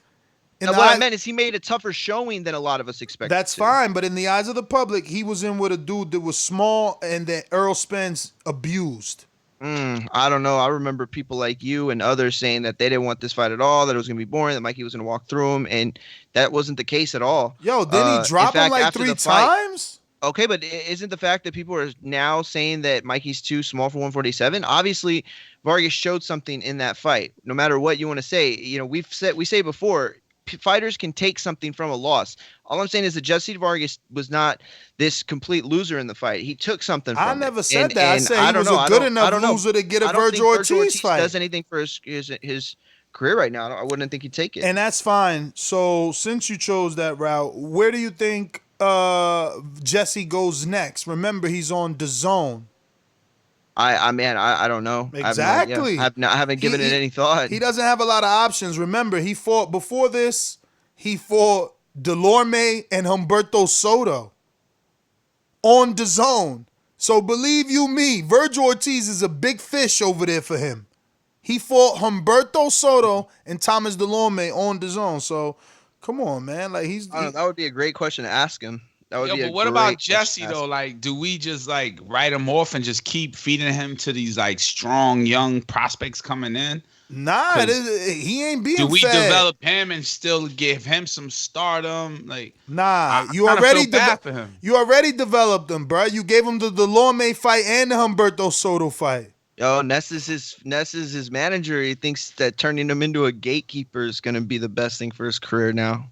So what? At one point you still does. Is this that point, bro? You still haven't said what fight he's gonna get next. I'm just saying, like your answer to, like, you're not thinking it from his perspective and what he gained or didn't gain, or what he gained and what he didn't lose in that brother. Fight. If he gained something, you would be giving us a fight. I agree with you. He doesn't have very many options, but I disagree with you that you think Vergil Ortiz is like this his Mayweather Pacquiao? Like, come on, like, shut up on that. Like, it's not a huge fight for him at all. But brother, if you fought Thomas Delorme and Humberto Soto, how could you be, squinting your face up at Vergil? Boxing is what have you done for me lately? You know that, like, you want Vergil's a WBA. And you said as soon as Crawford fight Broner, that's it. Boom. Crawford's good. Everything else in line and check. He's ready for Spence. He's ready for Pacquiao. Everything which way. That's all I'm trying to say is that, a guy like Jesse Vargas coming into this fight, like, what does it do for him on that level? I don't think it does much. So I just don't know what else he's going to get. What else is he going to get? Let's see where Jesse's at on these rankings, excuse me. Jesse, where are you? That was a WBC fight, right? Mm-hmm. He's not in the top 15. WBA usually is generous. Let's see them. No. The IBF, let's see. No. So you're telling me that he can't? Wow, bro, he's not in not position to win a ranked. title right now. He's not ranked in the top 15 in any of the. Obviously, this is not me like being sarcastic. I didn't even know that. That's really strange. And so that shows you that those rankings don't really matter. What? You know, his name has more cachet. His name has more cachet than those numbers suggest. So, like, you know, whether he's ranked or not in, you know, one of the alphabet belts, he's definitely one of the more marquee fighters in the division right now. Mario, I agree that he should be somewhere, but you still haven't given me a fight for Jesse Vargas on the zone. His next fight, please. Matchmaking. Why is this so hard for you?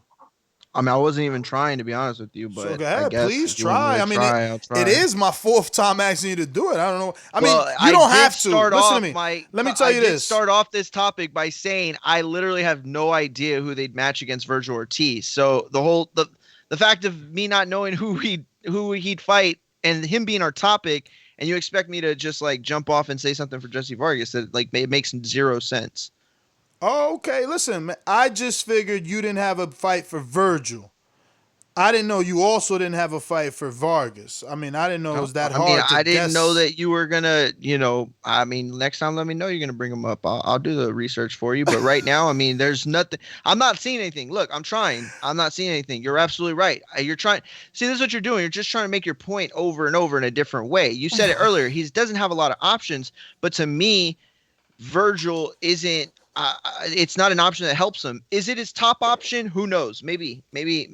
But I'm just saying, it's Virgil's not a great number 2 in the WBO, so he'll be getting a shot at Crawford. We had Robert on the show. They're not in any rush for that.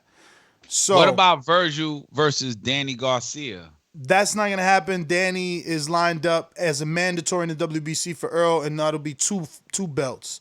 But Virgil's in number 7 in the WBC. Okay? And there's no more Vergil in the WBA or the IBF. But that's enough for Vargas to want to fight him. So then hold on. So then now here begs the question, well then what the fuck are you talking about? Then why would Vergil, if these are so important, then why would Vergil want to fight Jesse Vargas then? That's easy answer, because he has a name. Exactly. Same reason. Exactly. Same reason when Mosley fought Canelo. It's the money business. Same reason. Same reason when Mosley fought Canelo, and Canelo and Mosley probably wasn't in the top 15. You know what I mean? He used them. You're making my point for me. You're making my point for me. But That's exactly the point. I think we're making the same point, except you are mad that I'm putting Jesse in that position. I'm telling you, it's not even that I'm mad. Yes, it's you sound upset. Like that's your favorite fighter, and it's okay. But for Vergil and his team, then Vergil Ortiz after that performance, and that's cool, and that's cool for you to feel that way. But for Vergil and his team, he looking like a steak dinner. What about Regis Progress? I'm sure he's at 140, and his fight was already signed, sealed, delivered with Maurice Hooker at a catchweight, I believe. Yeah. Yeah, I think it was a catchweight. Well, what about somewhere between 140 to 147 cash? So it's kind of in that subject anyway. What about Josecito Lopez? He's a good fight. But that's cross promotion, right? So is Vergil? It's got to be somebody that's realistic. It's got to be a good fight and a fight that's realistic. That's why. No, but it's not just. Listen, the subject was the promoter saying that coronavirus ruined their plans for Vergil Ortiz because he was going to end up being a star by the end of this year. So we're based saying on their plan that they had for him. Based on their plan. So Golden Boy. So we're trying to guess what plan could they have possibly had that by the end of the year he would end up a star or potential star, right? And I'm saying, well, put him in Texas versus Jesse, former world champion, shared the ring with Pacquiao, just got out of a fight with Mikey, and all he got to do, like I tell every fighter, They give you the opportunity. You got to make a statement. If he can do that, he's going to be a star. Because if you could go in there and knock out Jesse Vargas, the way you've been knocking out everyone else, knock him out, yeah, you're going to make a statement. People are going to notice you. And not only that, the fan base is going to grow because it's going to be in Texas.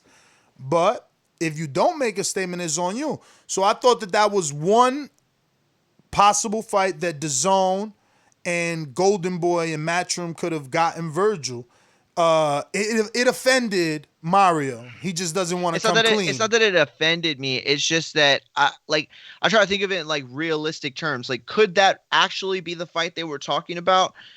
And I mean, yeah, it makes sense for Vergil, but it doesn't make so much sense that it seems like this perfect match that, could have popped off based off of the fact that Jesse has some cachet now. You know what I'm saying? He has a few more cards to bring to the table based off his last performance. I mean, he created exciting television, okay? And he's got a name. Those are worth something right now in this division where people Vergil, are looking. You're speaking of Vergil? No, I'm talking about Jesse. Jesse. So it's not that I'm mad that he suggested Jesse. I just think Jesse deserves better right now. Yo, this division is top heavy, and Jesse needs to be happy. I like the way you put that too. If he can get a Ortiz fight, he's at the top, man. He's up there. Jesse's gonna have to fight. Look, other than champions, Jesse would have to fight. If not Ortiz, right? He would have to fight Kudrachilo Abdukurov, Sergey Lipinets, Yurdani Urgas, whoever Gabriel Macetre is, Mika Shonai. I don't even. You look at Vergil's record, look right? At the and freaking. You see look names at like it. Mauricio Herrera. You see names like Juan Carlos Salgado. Like, that's not who Jesse Vargas is yet. And that's all I'm trying to say is he's not that guy yet. And I was even gonna. I'm not gonna throw Antonio Orozco if he's not that guy, why was his last fight Humberto Soto? His last fight wasn't Humberto Soto. His last fight was Mikey Garcia. Before that, obviously, man. Come on. Well, but why would we include before that? Why is he that guy? Why is he not the guy that gave a decent effort against Mikey Garcia? Because listen, you know why he's not that guy? You can't just make him the B-side to Mikey, because he was picked by Mikey because he was the guy that fought Humberto Soto. No, that's not what it was. So you telling me Mikey's decision wasn't based off his performance with Humberto Soto, huh? Okay. No. I'm saying that the reason why he made the most sense is because Jesse Vargas has been in there with some of the top names in the last 20 years. Absolutely, we agree. But guess what? Those are also that also only matters because that is who DAZN has. And that's why I'm saying I'm not trying to offend you or Vargas. Vargas was given to Mikey. They gave Mikey $7 million. They only got but so many welterweights. And that's what I'm saying. They got Vergil. They only got but so many welterweights. Got you. Vargas gonna have to get in that ring. Who else they gonna give Vergil? Especially if DAZN looking for a star. And we're talking about a young, up-and-coming knockout Mexican. Like, DAZN is just as hungry. You don't see they invested in Jaime? I see it. I no, I got you. I see it. It was a shot across the street. I got you. My bad. I didn't realize. What? And get your ass out of here. Yo, this guy is hilarious, bro. Yo, that was a fast one. I was like, I'm gonna say it as soon as he's done. I'm just gonna slip it in. What other notes we got? Couple notes before we open up got the some lines. good ones left, brother. We got let's see. Callum Smith believes he was never really going to get the Canelo fight. Man, he's still crying. He thinks Canelo was stunting on him, that he was not really going to get it. Do you think that Callum Smith was had a real shot at getting Canelo? Absolutely. They sent an offer. He turned it down thinking he had some room to negotiate. He thought he had leverage. No one. I agree. This is going to be a short one. I just wanted to kind of shit on him for a little bit. The thing is that Enrique, I don't know. Look, you dealing in a lot of auctions and bids and jobs.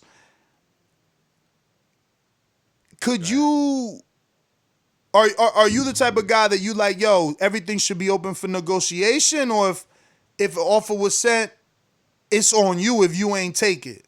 If you chose to negotiate it and that party walked on you because they don't feel like negotiating, they was firm on their offer, should you be sour graping it right now?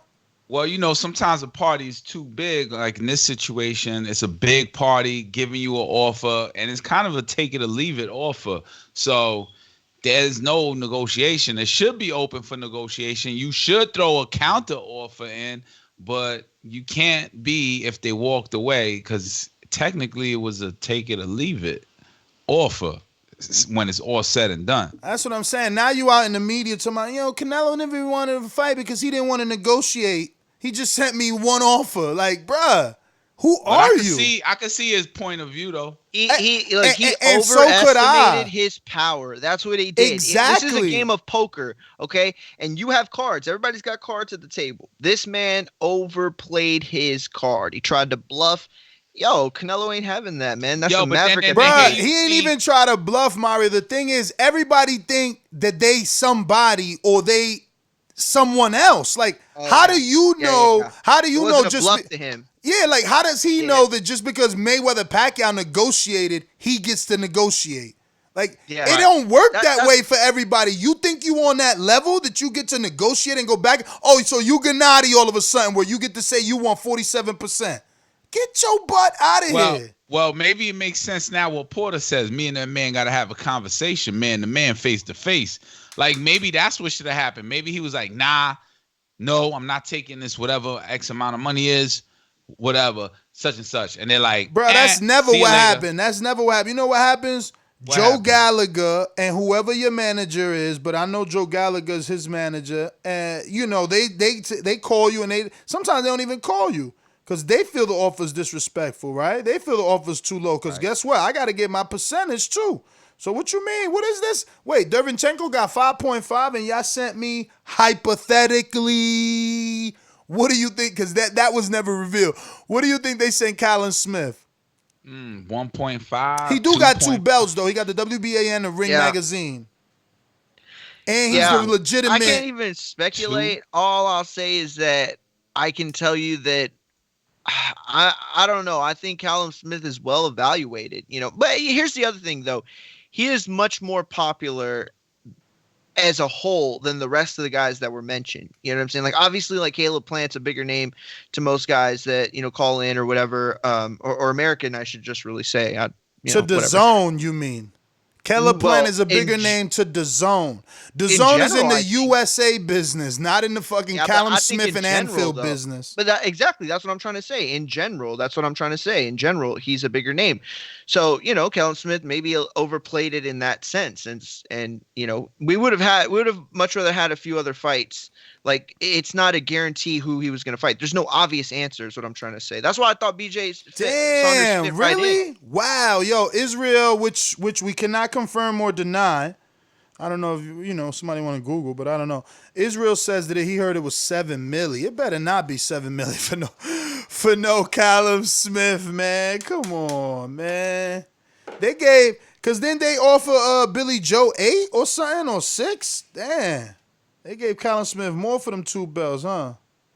Everybody gets 7 over there in the zone, man. I need 7. What in the world? That's the number they just throwing around. Let me see what other notes we got before we open up these phone lines. You know the number to call in if you want to call in, voice your opinion tonight, Sunday, April 5th. It is 8:34 p.m. We rocking out and we talking Mayweather's daughter, Iyanna Mayweather, arrested for stabbing a young woman, and we gave you the details. Just hit the rewind button. Porter believes now is the time for the best to fight the best, especially if, we're trying to compete with NBA and NFL and all this good stuff. Andrade, and I quote, I would definitely love to take Derevyanchenko fight, and I would definitely love to watch it. So, yes, news and notes, Vergil Ortiz. We want you to, don't just call in. Actually, I want you to tell me, what fight makes Vergil a star, or at least lukewarm? What warms him up? The same way Ryan Garcia was going to get Linares, which was a good former world champion, decent name, good recognition in worldwide. Like, what name could we give Vergil? That's one of the news and notes. Callum Smith believes that he was never really going to get the Canelo fight. We just discussed that. Give me your thoughts on that as well.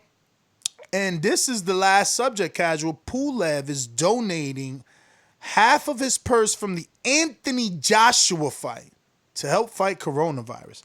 I don't know. Is this a publicity stunt or what? It has to be, man, because come on, man. Your purse, half of your purse, when in America is like trillions of dollars being spread apart. Bro, that's a lot of bread, bro. Half of your purse, man, you should save it for you, because aren't we like especially Joshua fights, right? Like them dudes get paid a lot. The dudes that fight, like, look, Big Baby was gonna get 6.5. Are you really about to give up like 3 point something mil? You know what I mean? That's a lot of money. Like, look, Andy, what was his rumor? He got like 3 the first time, and then like 9 or 11 the second time, whatever the rumor was. 6 the first time. So, bro, like, you really gonna give up that much money just to, like, I don't know. That's what we asking you guys to tell us, man. You really think this man giving up half? And also, man, Porter versus Manny Pacquiao, that just came off the top. But really, I wanted to know if y'all knew about NBA Schoolboy, whatever his name is. Is it just me, or am I NBA Schoolboy? It's Young Boy, NBA Young Boy, and that NBA stands for Never Broke Again. Never broke again. Nothing to do with the National Basketball Association, which I kind of connected it to. Never broke again. NBA Young Boy, baby. Let's get out to these sponsors and open up these phone lines. You know the number to call in, 142-569-5241. Press 1 to voice your opinion right here on the Voice of the People hotline. Got a bunch of people on Block Talk. Don't forget to hit that one button if you want to speak. We're going out to callers in just a second after a quick word from... Remember to rate us 5 stars on iTunes. These calls are brought to you by El Camino Electrical Services, experts in electric vehicle charging stations. For consultations and turnkey installation, visit us at elcaminoelectricalservices.com. All right. Let me go out to Sid. What it do, champ? Orlando, Atlanta. Hey, where? Just listening? Nah, I'm here. What's going on, man? You sound clear today. Not much. Just chilling at the house. I'm at home in Orlando with the family finally. So we, just chilling. I'm fucking working out and stuff. I don't got shit to do in here.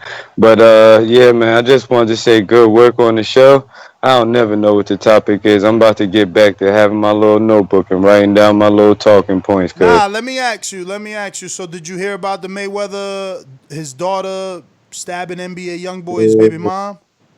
Yeah, man, she making herself look crazy and that Mayweather legacy. I'm like, man, she tripping. She got it good. She out here stabbing people. Have you heard of NBA Youngboy? I mean, I heard of him, but I don't listen to none of that new shit. I'm like 34, so I heard about him, but I don't really know about him. All right, but I know she's a rapper. What about Cris Cyborg thinking about, she's saying her next fight is going to be in boxing. She's like 140, 135 to 140. I mean, I'm with it or whatever because I feel like these women, they don't get paid as much as the dudes. So maybe doing that crossover, that could get her that little bank that she won or whatever. And I feel like nothing is impossible. So I feel like she could come over here and possibly beat somebody if she don't rush and shit.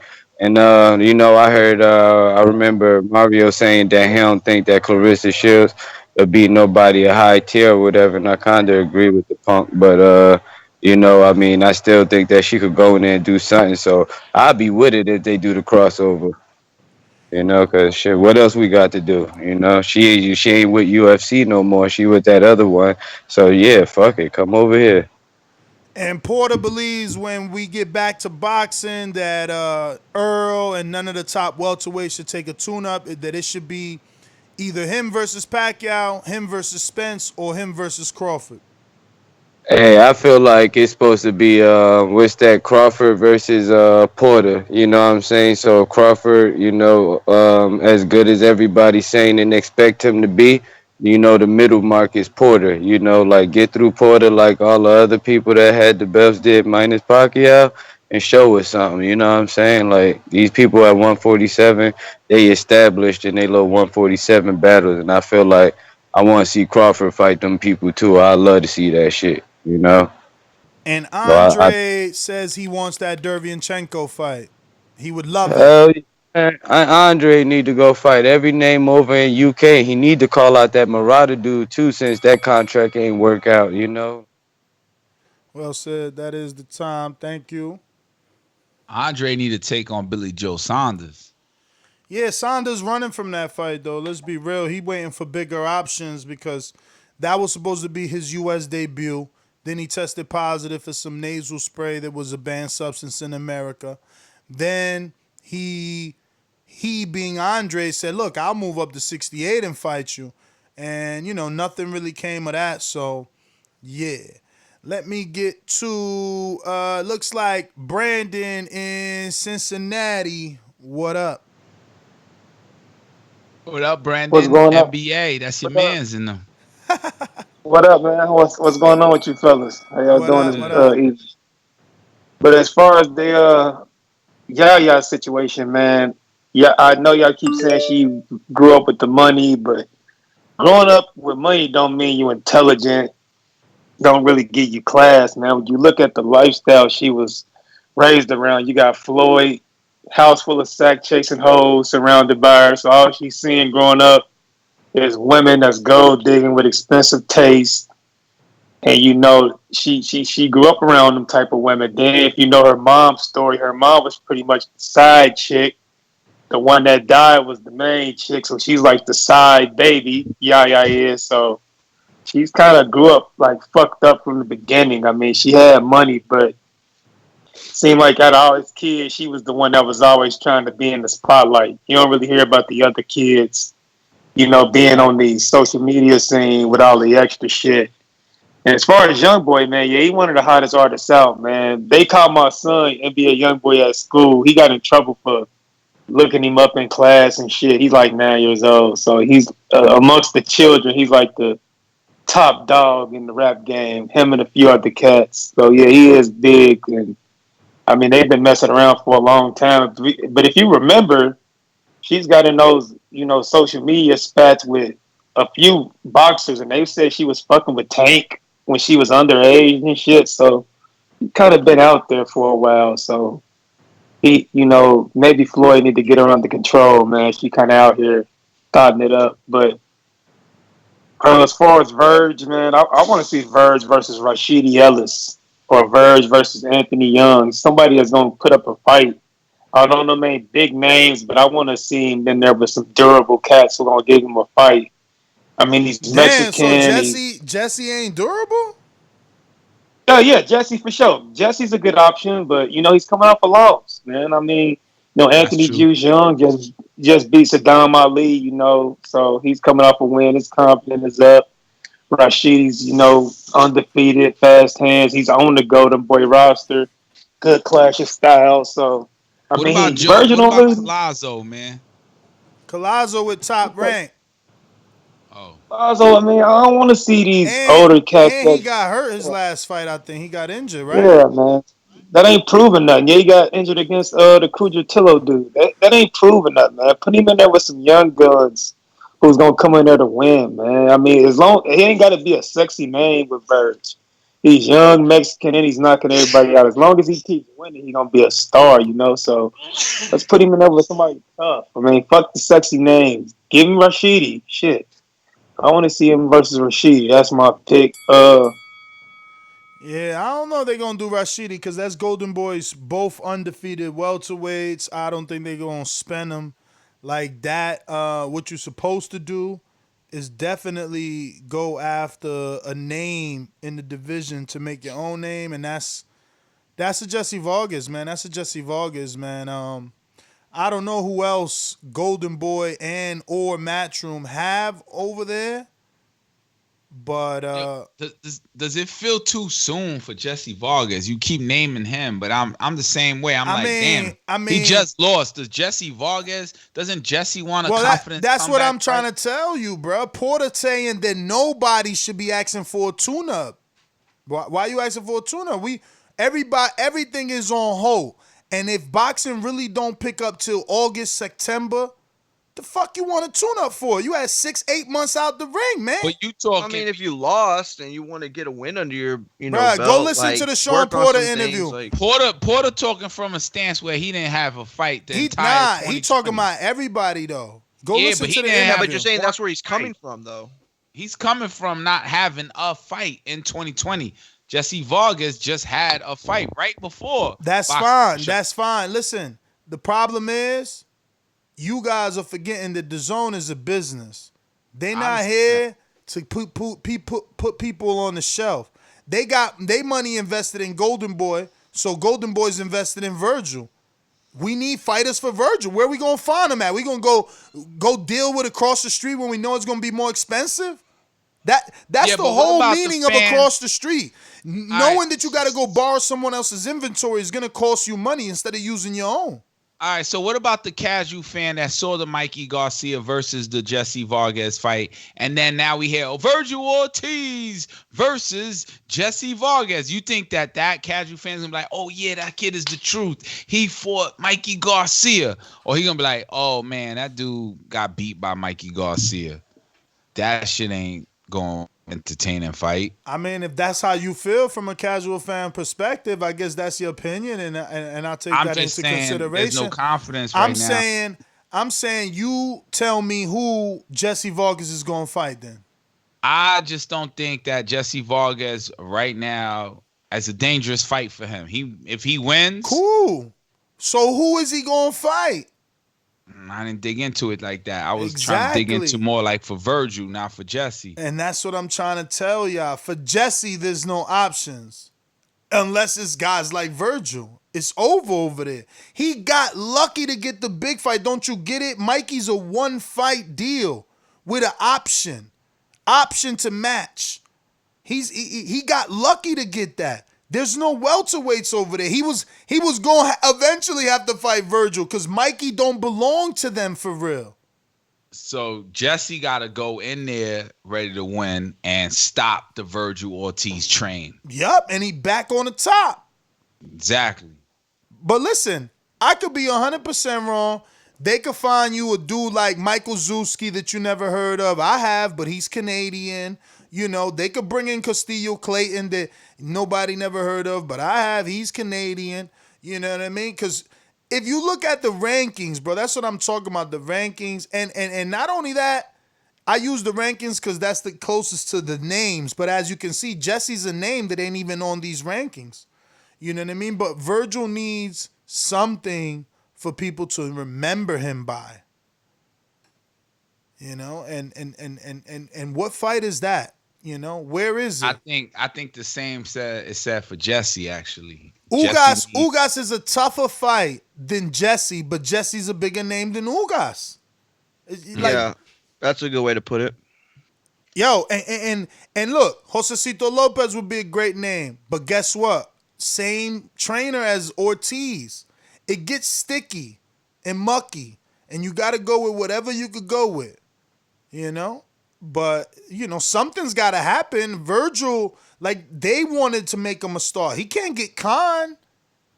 That's a big fight for him, but they're not going to give Khan enough money to take that fight. Khan has options. Khan won't even say yes. David Avanesian is a good name, but that's not more known than Jesse. That's what I'm trying to say.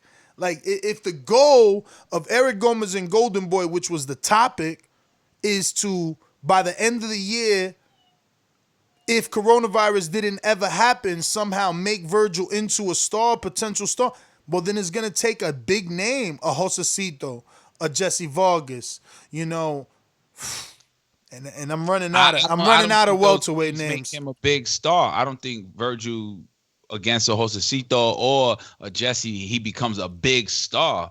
I don't even think it makes him a star. I just think it counts as a win, and the hardcores are saying like, "Oh, he passed that test." Yeah, that's exactly. And you know what? From a good way to look at it. From a technical, go ahead. From a technical standpoint, you might be right? Like you might be right. It doesn't make him a star, but remember, this is from the eyes of the promoter. The promoter already knows what he got. When you don't just buy sneakers without being into him. Like when they got Vergil, they knew they had the package. He got the looks, he got the power. You know what I mean? Now he got the trainer. All they need him to do is show that total package versus a name. Everybody gets that time where you need that name. Some of these fighters jump right over the name, go straight into the fight. But again, if you think of Canelo's career, he fought guys like Alfonso Gomez from the Contender. Before he fought anybody tough, he fought Gomez, Matthew Macklin, Jose Miguel Cotto. You know what I mean? They didn't just throw him in there with Trout. That's all I'm saying. So you need those names. And when you beat those former champions in a certain way, they know what they got. Because they already know that this kid could be a star. It's more like he's in the process. He's on the road to stardom. But that's what the promoter said. He said, our plan was to make him into a star this year. Like, what was the exact quote? That right there, what you just said. Well, there you go. Yeah, that was pretty close. There you go. But here's the problem though, and I forgot what was the point I was going to make a little bit ago. But like the problem is like he put the article was about Ortiz and Ryan Garcia. You know what I'm saying? So like it automatically makes you kind of think, okay, well this fight, let's say the Gervonta Davis fight for Ryan Garcia, could catapult him into a stratosphere that few boxers reach. But then to say that you're going to do the same for Ortiz, it's like you're going to psychologically, whether that's what he's saying or not, you're going to try to think of the same thing. What could make Vergil Ortiz that kind of star? But think about it. Right now, you know what I'm saying? There's nothing on that level. Think about it. If you're Golden Boy and you give Garcia Linares and he blows through him, you remember it's not just you got in the career. Reynoso's there. Canelo's there. They're going to let the leash off, metaphorically, to fight Haney or Gervonta. Cool. Same thing for Vergil. You give him Jesse, he blows through him. He's already number 2. They're going to let him take a shot with Crawford. It's going to be a big fight. They're going to negotiate with Bob. He's going to have to cross the street, go fight on ESPN. Maybe it'll be a pay-per-view. Maybe it won't. It'll be somewhere in like Texas or California to help Crawford. But it'll be that first loss. If he loses, right? But it won't matter. We've seen that before. Like a prospect get guided into a title shot and then he loses Daniel Jacobs and it not be fucking career ending. Daniel Jacobs lost when he had cornrows. Came back still to be a champion. 2-time champion if you consider the WBA an interim belt as a championship.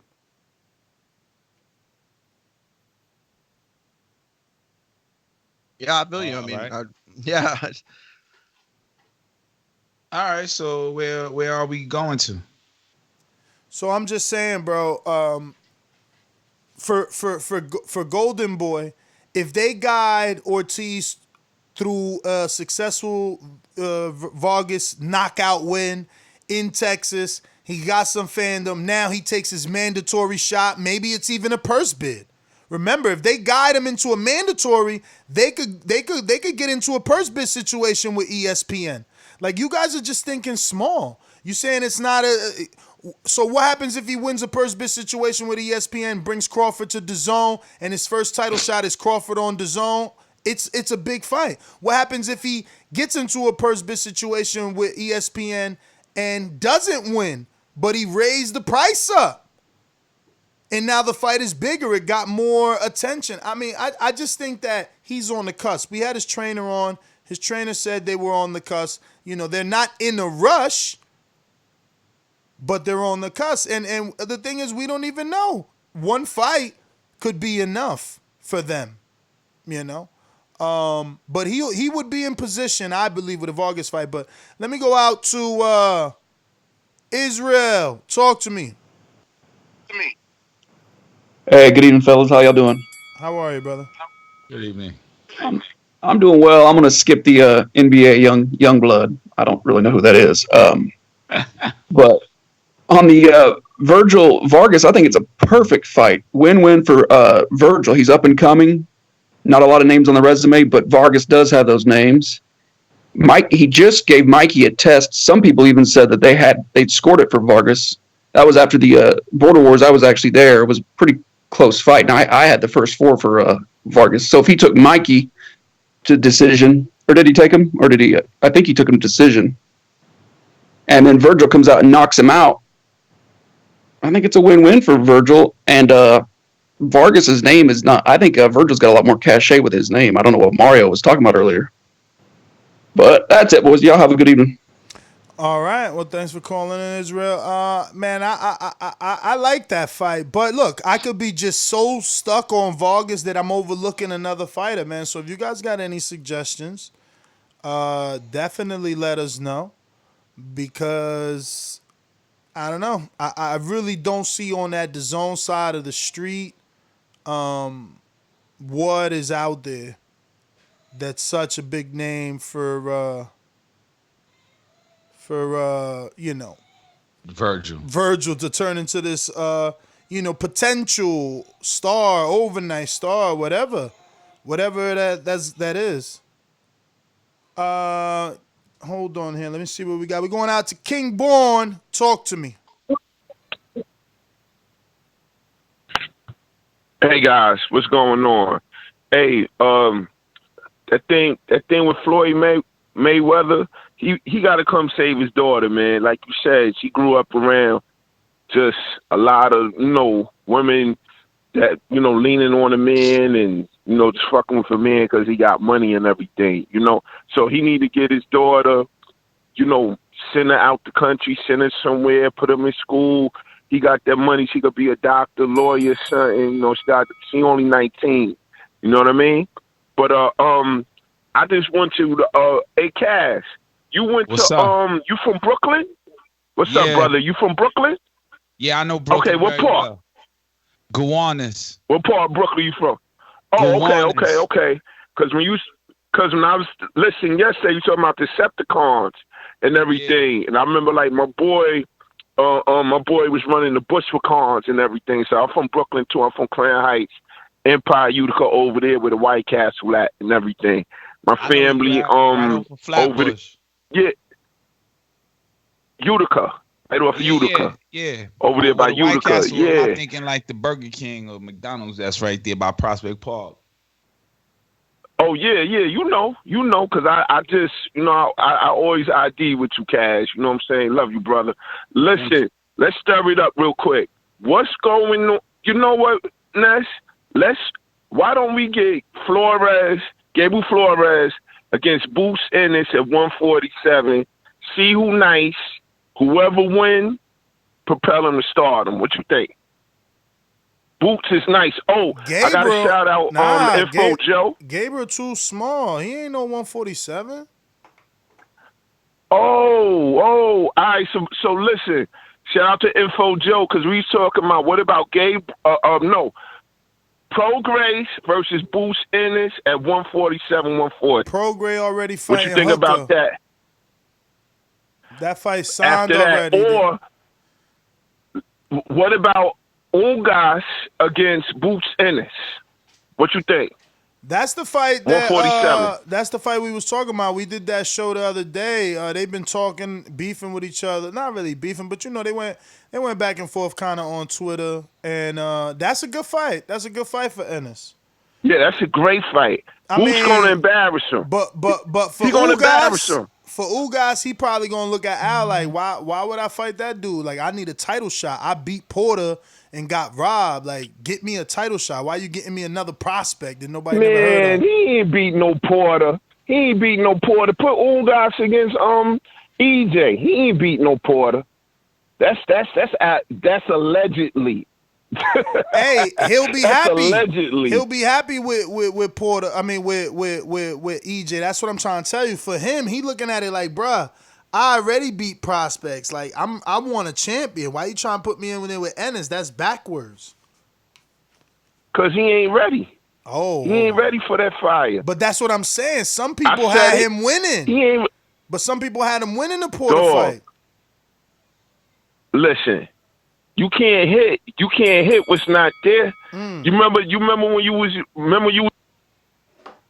That is your time, champ. That is your time. Let me get on out to Atlanta. Intrigue, what it do? Hell no. He mad because I get the better fights. He mad because they still like me more. He mad because I got better numbers. He mad because he can't beat Keith Thurman. That's why he mad. Hell no.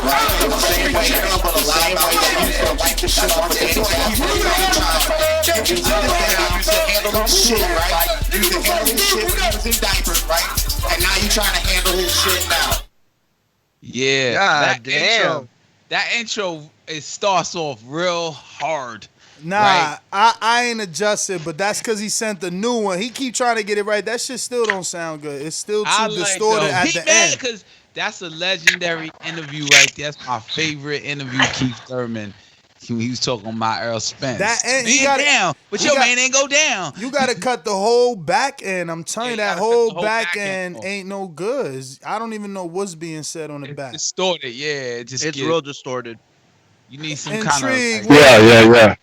It was good. Yeah, that's that Danny Garcia press conference. It is a bunch of background noise in that interview when he going at Angel. That's what that is. Okay. Yeah. So, yeah, I just take it off. Yeah. Yeah, what's good with y'all? Good, man. You big on NBA young boy? Yeah, I know who he is. Yeah, I know who NBA young boy is. What dude with Mayweather girl? Yeah, Mayweather daughter. Yeah. I don't mess. I don't really. I mean, he got a couple songs, but I don't mess with him like that. You know what I mean? Yeah. So what's your thoughts, man? Like, on Porter saying all these fights out the gate should be big fights. You feeling that? I mean, I'm sure you are, because I am. I missed that part of the show. What is it? Porter saying what? Porter saying straight out the gate, as soon as the COVID-19 season is done, all the big fights should just be happening. Name after name after name. Let's not play games, no tune-ups. Yeah, he said he want him versus Pacquiao first on his list, him versus Earl second on his list, and him versus Terrence third he on wanted his to list. take that meeting is what he said. Not all in 2020. Nah, if you read the end of the quote, he said Terrence Crawford versus Earl Spence is what should be happening. Go read it. Oh yeah, he says I don't know how that meeting would go. My bad. Yeah, well, I don't know about them certain fights he said, but yeah, I'm with it. You know, it should be some major fights, a bunch of major fights happen as soon as this crap over. You know what I mean? I'm with that, but I don't know. That's not necessarily him versus Pat and the other fights he's saying. You know, Spence Crawford could be made. That's cool. I'm with that, but the other ones, I don't know. I think it's some other matchups that can happen. And then for the Vergil Ortiz, y'all trying to make for Vergil Ortiz. I like putting them in there with Boots. Like when Thurman fought but that ain't Diego gonna happen. Chavez. That ain't gonna happen because Boots is with Showtime. And this is why people like, some people like the interviews, some don't. I particularly am fascinated more than I've ever been with these interviews because they're giving us so much insight. And what I mean is, we obviously had Steven Espinoza on, and he is in the Boots Ennis business. He made it clear that he was in his feelings about investing in Devin Haney, investing in Regis Prograis, and then Lou DiBella just taking them to DAZN. So he's not about to invest in Ennis so that he could go to DAZN and fight Vergil Ortiz. That's not what he about to do. So I doubt that that's going to happen. Now, if we just, some guesstimation. But if he don't invest in him, he gonna leave him anyway. If he ain't gonna give him no good fights, and who else can he fight? He ain't gonna get Spence. But that's the thing. The fight is gonna happen on Showtime, or he gonna graduate to PBC on Fox. He not gonna go to DAZN. From what the interview, based off my interview, he was mad at Lou for going to DAZN with two people that he put money in. He put money in Prograis. He had Prograis fighting multiple times on Showbox. He put money into Haney.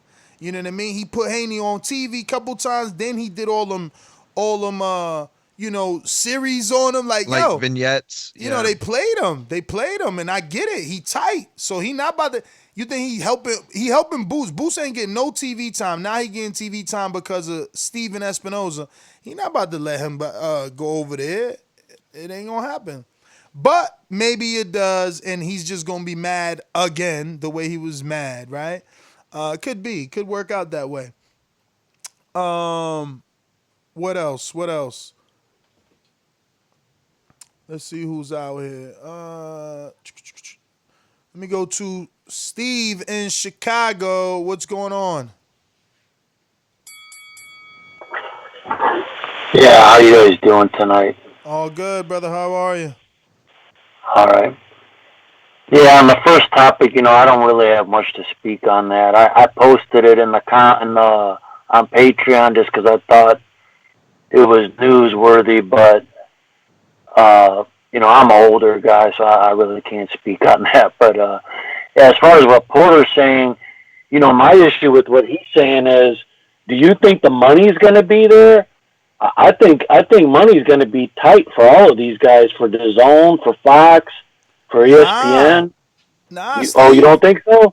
Nah. Why? Because all these fights didn't happen, so they didn't spend the budget. The budget is still there. Remember, they got their checks cut in the beginning. They got the checks cut the beginning of the year. This didn't happen. This just happened. So, like, they already had their budget. Remember, even Steve Marcano from Impact Network, he's got an article on Boxing Scene where they're gonna do a free show in June.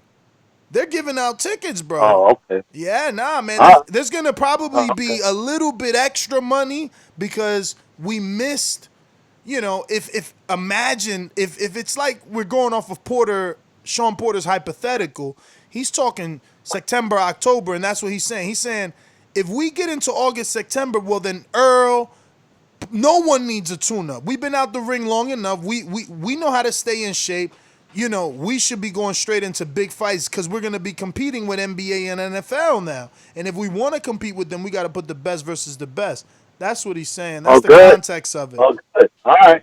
Well, that's good. All right. Yeah, I agree with the other caller on the other topic. Yeah, if we get good fights, man, hey, I'm all for that. On the third topic with the woman with the MMA, I agree with the other caller. I think for the women, it will just bring more attraction to women's boxing. So I don't have an issue with that. And as far as Andrade with Boo Boo, we'll see what he does. We also had him against Charlo, and now, let's see what happens. I'd rather see him with Charlo than with Derevyanchenko. So, Steve, what do you think is that fight that takes Vergil over the top? Vergil's tough, man. Yeah, I'm glad you asked me that. That boy's he's gonna have it tough because he's in the same situation like Bud. It's gonna be hard for him to get fights. It just is. No one wants to work with Golden Boy, so I don't know. He's gonna have to find someone from the UK or someone from Eddie's stable to beat up on. He's a tough one. I don't know. Vargas, I kind of agree with you with Vargas. All right, Steve, that is your time. Listen, I got an even better one. I wish I could take all the credit, but it's courtesy of Mario via Steve Kim.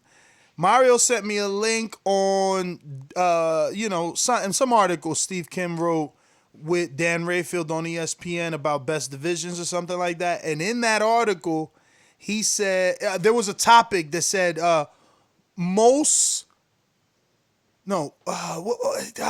phrased like something. I'm all right. I'm gonna paraphrase it. Maybe Mario remembers. It was basically got like a category who's most likely to come back out of retirement, and but Steve Kim mentioned Lamont Peterson. That's a perfect name for Vergil Ortiz.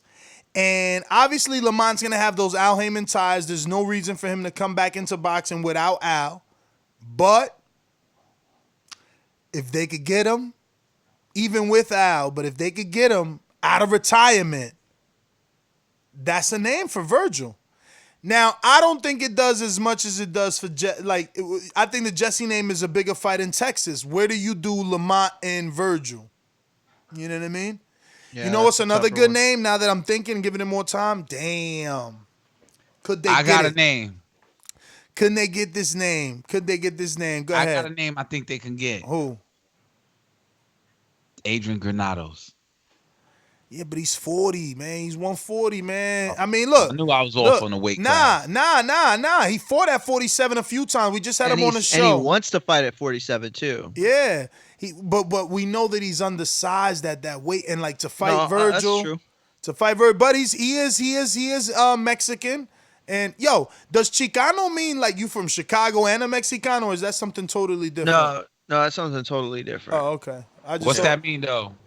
Man, I seen a documentary on it. Oh, you fake Mexican, you. But it's not. Nah. but You I'm ain't not a fake Mexican because I'm sure they could ask me some shit about DR, and I'm like, what? I gotta call my mama. Yeah, it's a person of Mexican origin or descent, especially a man or a boy. Yeah, it's just used like in various parts of the country. Like where I'm from, like Hispanic is what we refer to ourselves as. But I just think Chicano is a slang. I don't think of it as like you mean you're from Chicago. No, it's a real word, but I know it's a real word, but I think you're saying like the way people use it. Yo, Joseph, you stole my name, bro. I promise you, I was gonna say that name next. Oh, that's a good one. But I let Enrique go. I was trying to be a good host and let Enrique go, and I freaking didn't say it. But I was gonna say Victor, but you got to remember this about Victor: he's coming off of some sex scandal, and not a good one either. Oh, that's right. Yeah, it's not a good one. It's not a sex tape. It's more like some fucking sex assault. So I don't know if they could sell that, but that's the perfect big name that he needs. You know, Vergil. Definitely. But oh shit, we lost Josue in the Lower Oregon. All right, we got a bunch of people listening. If you want to talk, that means you have not pressed 1. That's why I haven't gone to you. But you can do that. And if anybody that wants to call in, the number to call in is 14255695241. Press 1 one time. Voice your opinion right here on the Voice of the People hotline. I'm gonna go to Intrigue. What's going on the Boomerang?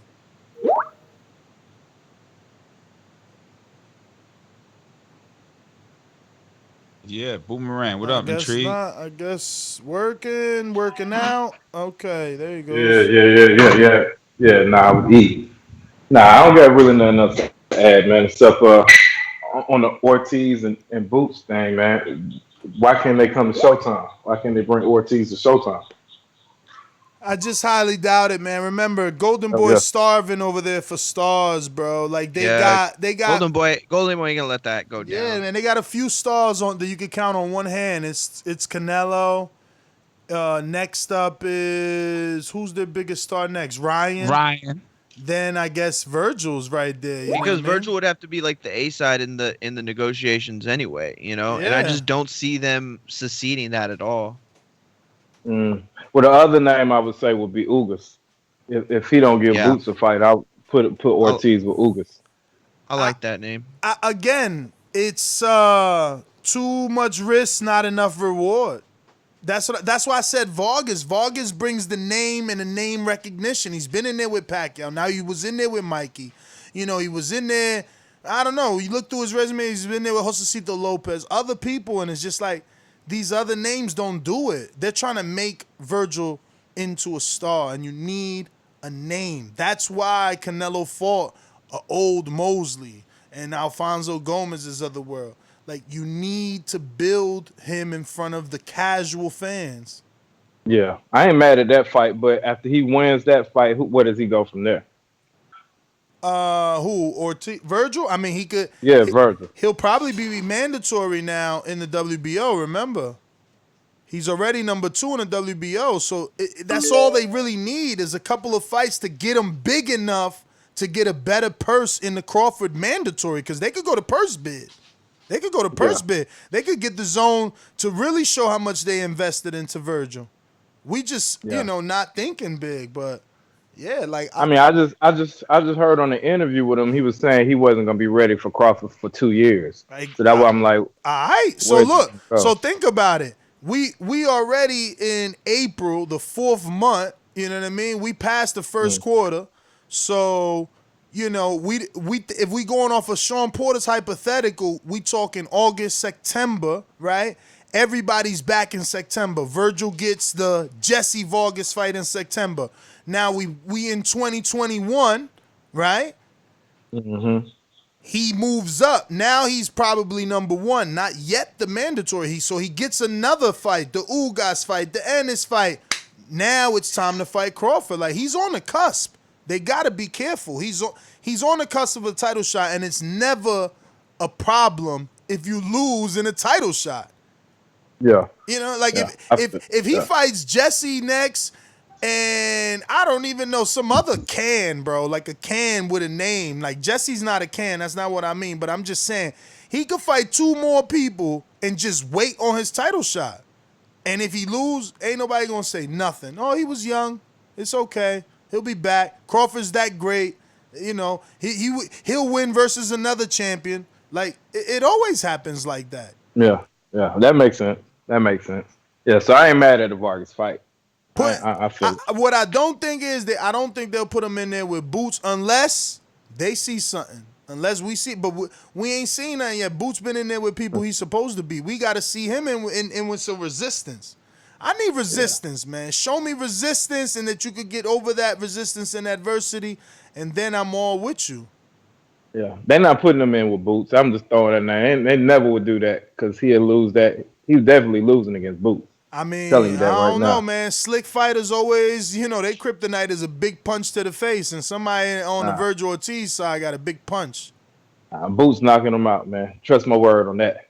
I mean, who Boots knocked out? Everybody he faced. When he stepped the competition up, that's what's gonna happen. You're gonna continue to see that happen. When he get that name, he just ain't got the name yet. He ain't fought nobody yet. Yeah, he hasn't. I can't argue. He got a lot of like, you know, decent like I don't know. Well, it's like you said, he's done what he's supposed to do against the competition. Exactly. There's nothing wrong with that, you know. Yeah, exactly. Nobody. No, he got more than nobody's. He beat Raymond Serrano. He beat Mike Arnudis. He beat Above. You know, he got a couple little names, but Those they solid not names in but they not in a young fighter's career. They not world beaters though. You know what I'm saying? He beat some names though. He got something on there, but you know, Above was little as hell. What would Vergil do to Above? Same thing. All right, then. But you put Vergil in there with Ennis gonna knock him out. You give Serrano to Ortiz, and Serrano retires. Raymond Serrano retires. Arnudis, bruh, the commission will not even approve Mike Arnudis, bruh. They won't approve it. I'm telling you. Mike Arnudis got approved for Ennis because that was some New Jersey shit, you know what I mean? They out there, local. Arnudis is from around, and he's fought all them dudes. I think Danny even fought Arnudis. But this dude, there's no way a real commissioner approve him. Get out of here, bro. Yo, Vergil would kill this cat. Yeah, maybe they would approve it just to watch the death happen on TV, bro. Get them numbers up. I'm telling you, because that one's crazy. But that's what it is, man. That's all I got. All right, Intrigue, man. Thanks for calling in. Well, we're going to wrap it up. Oh, actually, we got an alumni caller jumped on the line. I almost forgot him there. Josue got back on too. Nah, I don't see him. Let me refresh over there while I go to. He just dropped off. This portion of the show we call In the Know, presented by my brother. Yo, what's up, my boxing brothers? Joe, what do you know? What do you know, man? Joe? What's going on? Oh, man. City but it's fair, right? Hey, I agree with Shawn Porter, man. They should hit the ground running as soon as this shit wrap up, man. I don't care if they got boxing on Monday, Tuesday, Wednesday, and Thursday. I can't wait to say shout out to the boxing gods, man. This shit is killing me over here, man. Shout out to all my hardcores. Y'all know all y'all going through the same shit. But put me on the bus. No, put me in the SUV Escalade with Intrigue and King Born on the Jerron Ennis SUV wagon. I'm picking him to stop Vergil Ortiz. If he signed to Showtime, man, if DAZN offered him enough money, I think he would go over there for a one-fight deal. I'm pretty sure him and his father would take the money if it was a pretty good deal, right? What you think? Ennis? Yeah, if he just signed to Showtime, but that's the why thing. not? That's the thing, bro. And why would Espinoza let Ennis leave? He keep building dudes in the zone, taking them. Well, who you want to see that kid fight next? Because he's 24 fights, 25 fights? He need a name. Who would his step-up fight would be? Ennis got more of a probability of getting a fight with the PBC crowd. I think the Ugas fight is makeable. I think him and Ugas on Showtime, championship boxing, Ugas don't feel like a B-side. He'll fight him. It'll be a main event for Ugas. He'll fight him. It'll be on Showtime. He'll fight him. It'll be his own car. Probably his first time being a main event, because I'm sure he wasn't the main event versus Omar Figueroa. Yeah. I just want to see. I like to see. I don't like how we doing with the rest of the fighters. Man, keep building this ship. Keep building it up. Them two dudes is about at even right now. Maybe Vergil Ortiz got. He just got one good win so far. Yeah, I mean, he got Brad Solomon. Let me look him up. But he got Brad Solomon. That's a decent win. And who else? I think he just think fought that's somebody. About it. Nah. I think he just fought somebody we know. Unless that was the one we know. That'll be sad. Let's see. Vergil Ortiz. Yeah, Brad. Oh, he got Antonio Roscoe and Mauricio Herrera. Those are decent names. Oh, okay. And Roberto Ortiz. But you got to be a good hardcore fan to remember Roberto Ortiz. He fought on HBO versus Lucas Matisse on a comeback. Yeah, I remember. You know that I'm a hardcore all the way. You know I know that one. Yeah, I guess he's a little bit further than him right now as far as names on his record. But I think, man, by next year. But I do believe that they offer him the money because I know he's not signed to PBC. He's exclusive to Showtime. So if they offer him the bag just for one fight, I would take it though.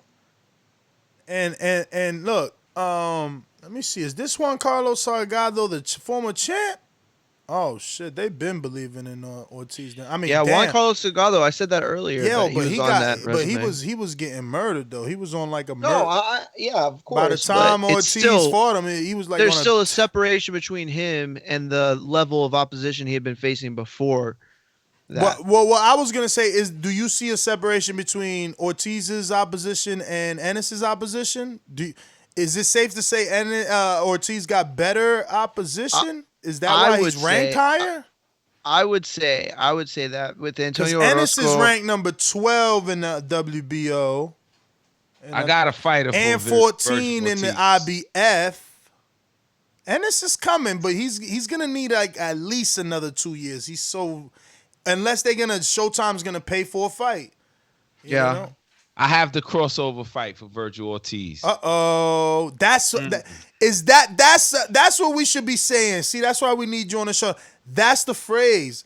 I'm saying superstar, even though that's what the promoter said, but that's what's turning people off because the fights that I'm mentioning aren't superstar making fights, but crossover fights where you get that attention. Next fight, I'm ready. Andre Berto. For Vergil Ortiz? Yeah. It's a good name, but it's difficult. Berto was already coming back with Miguel Gonzalez, I believe. And then the corona happened, and that was going to be on PBC. And he got more options. Plus, he did the podcast. When we was going to have him on our show, I listened to the PBC podcast. And bro, I was really excited to get him on our show because he wants, I guess he knows, that if he comes back, the days of him fighting Freddie Hernandez are over. So it's like he knows he's got to fight like Earl and Danny and them. So yeah, he's got a name. So he's got names, and he's not gonna duck them. I guess he's just taking whatever's coming his way. This stage in his career, or he feels 100% back. But he just dropped a very successful cooking show. on the internet, and if numbers are equate to successful, then it's successful in terms of views. I think that is everyone though. So everyone, I want to wish y'all a good night. I hope there's like some Westworld tonight for us and shit. And you know, yeah, man. Catch us tomorrow on Untitled. Untitled, very excited. Don't forget, we have already dropped that post, so hopefully you put in your topics for whatever it is you want us to talk. We could talk boxing. You dropped my post, my Voodoo Man post. I dropped your post that you titled something Enrique free. Casual Fan Free Patreon page. Yeah. Thank you. I posted that. And also your picks for next week's Film Studies Tuesday, because this week's Film Studies Tuesday is going to be Mayweather Castillo 1, and that's going to be probably 7 p.m. We're trying to keep it a fixed time, but I don't know. Maybe Cash might need it a little earlier. I don't know. But, I mean, we're not going anywhere. Sometimes I used to like to do it at 5 so I could take my girl to the movies, but we're on lockdown over these days, so. That's messed up. TBV_casual fan is my Twitter handle. TBV_casual fan is also my YouTube channel. Damn, I messed up. I just thought about it. I gave Nesta Gibbs something to post on the Patreon page for the Boxing Voice. And it is my channel that is free, but my free channel is on patreon.com/boxing fan apparel. Go look me up, man. That's why I wanted the unlisted link like that. They already on your channel and get a quick subscribe like that. I thought I sent you that though. Nah, you sent me the video either ripped. No, but then I emailed you the link. No, yeah. I got the link. I posted it already. So does that go to the channel? It goes to your YouTube channel. Not to my Patreon page. Because it's unlisted on my YouTube. Nah, there's no way to link it to your Patreon page. Oh, man. But it's in the video. Nah, it's not in that video. The one I made was special for yours that I sent you yesterday. But that's in the unlisted link. Yes. No, that's not. But it's all good. I'll do something. I saw it. It was unlisted though, right? You're talking about the one that you did, the workout joint? Yeah, the workout. Yeah. Yeah, that was dope. Oh, thanks. Yeah, I like all right. Well, show's over, so I'm gonna go to the couch and watch something. What you about to watch, B?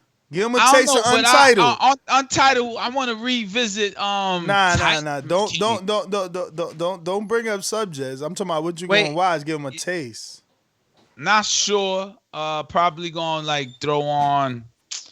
I'm gonna go on Netflix, man. Yo, I'm about to make it even juicier. Yo, you still house sitting kind of, right? Like your wife is not allowed to come home still because of the coronavirus. Yeah, ex-wife. In case that bothers you, I apologize. Nah, you good. Nah, some couples be like, that's my ex. You know what I mean? Can't say Wait, did y'all sign off already? No, we live. This is a taste of okay. Untitled. You still got to say Mario Munguia on Instagram and Twitter. At Mario Munguia Instagram, at Mario Munguia Twitter. Peace. Listen, I just want to say, honestly, for Untitled tomorrow, I got something I'm excited to bring to the table. I don't know if y'all are going to be cool with it or not, but I'll tell y'all after. Untitled is... we cannot not be cool. Untitled is sit back, relax, talk anything. But we do multiple, right? We're going to do multiple topics. Yeah. So I mean, Untitled is whatever you want to talk about. Okay. Have y'all seen the Tiger King yet? I love that. Yeah, I've seen it. We'll talk Tiger King. Tiger King's dope. We could do that. Yeah, and especially because Mike Tyson said what he said about after he watched that shit. He was like, "Yo, I regret what I did to them tigers." Well, he had already said that before he watched it, but he was like, man, I should have owned tigers. I mean, he regretted why? Because he had a cage. He just said you're not supposed to domesticate him. He's like, I was putting people's lives in danger because even if you grew up with them since they were cubs, at any point they could snap. They're not, and it's not even that they snap. They just Dave Chappelle said, the tiger goes tiger. Tigers are, you know what I mean, aggressive by nature. Bruh, I don't even know how. Yo, she stuck her hand in the cage. I know. And he ripped that shit off. I don't even understand. And she went back to work. Why you even thinking like that? Don't you see the size of them claws? Fucking let alone the teeth. They was bugging. I would never. Well, his staff, they weren't even trained for tigers. He Bruh, at all. At all, bro. How he get approved? He was like, hey, you want a job to some random person? Not random, bro. Not random. All like meth heads. Yo, what's all this? Of them. Man? Yo, all this of them. Is gonna make you laugh. His lover, the dude with the tattoos, I don't remember his name. Bro, he was a clown. How you gonna get a cover up that still is showable? Like, get your no shit. They was dumb. A lot of dummies on that teeth, show. Right? His teeth. Yeah. That's who he's talking about. Did he not resemble Keith Thurman to you? Nah, bro. Hell nah. Yo, he reminded me. Bro, my man had nipple rings. Hell no, he ain't remind me of fucking Keith Thurman, man. His hair shape, his lean back style, he just looked like Thurman to me. Bruh, they railroaded my man Joe, though. They railroaded Joe. What? Was my man siding with Joe. Listen, they were all bad guys, no matter what. They was all doing crazy shit, bro. Bad stuff, bro. Carol too, man. Carol, I know, that Bruh, piece of shit. Yo, listen, if Joe had bodies in his backyard, you know they all got bodies. Bro. Oh yeah. Even though they said Doc Ansel was burning them, motherfucker, he got his own cremation center that they don't even know where it's at. Yo, them dudes is sophisticated, bro. Doc had the lifestyle. No, he did, bro. Doc was wilding. Doc was wilding. Tricking too much to these girls, though. Each one of them got their own house. I'd be like, yo. I mean, listen. You could have a key to my house, I guess, but I'm not gonna build your own. They all had their own house. Yeah, it was like a neighborhood of wives. But on his property. They were on his property. Yeah. So they were. I'm not saying it was good. It sucked. That show was crazy. Yo, that show was crazy, bro. Fly. It was like 4 documentaries in one. I broke night watching that show. It's funny because it's like that's something that you wouldn't even like normally know about, bro. Like, nah, you wouldn't. You would think that somebody handling a tiger is like an expert. Word is born. My man got drugged. He started shooting like, bow, you bitch, bow, you bitch. You. I know, bro. Yo, how about you like, you want this watch, bitch? Yo, and then the dildo in her face, in the cutout's face. Oh, bro, but how you shoot the tiger and the tiger never got scared? He shot like 5-6 bullets. Yo, when that tiger was dragging his ass, that was my fucking favorite part. I thought finally the tiger's gonna win. Bro, that was crazy. That Yo, thing was crazy. What's the dude's name? It definitely gave me a lot of awareness. Like, I already knew not to fuck with tigers. And I remember not too long ago somebody jumped in the cage and that was all over the news. I would never be that dude, but like watching that, I would never go near tigers. Never. Ever. Well, even Ever. like the petting zoo, like I'm not taking no pit. Listen, my girl showed me, right? We was in Jamaica and she showed me that I took pictures with a parakeet. She's like, babe, look how your stomach. I'm like, that's me, cause I'm so the parrot all by my ear. I'm afraid he gonna bite my ear. Let alone a tiger. I want no picture with a tiger. I was in Mexico and we took a picture with a little spider monkey, and the spider monkey was trained. He took my ex-wife earring off. Oh shit. But she caught him. She like, yo, and then the guy was like, oh, it's shiny. He thinks it's food. We like, yeah, all right, you train that shit. Oh, damn. Try to take her. There's a really good play about that, about how you teach like a monkey or orangutan to shoot somebody or kill somebody. Yeah, there's a good play about that. That's dope. Man, We're not dope, but that's crazy. But I people, know. That's a different kind of hustle. Yeah, people know, man. Tigers, man. That shit was like a $2,000 for a tiger. Who's buying them shits? The stripper fat dude Lou was. And that's your free preview. We out. Catch us on Untitled Mañana. Peace. Later. Peace. That was dope. Go eat.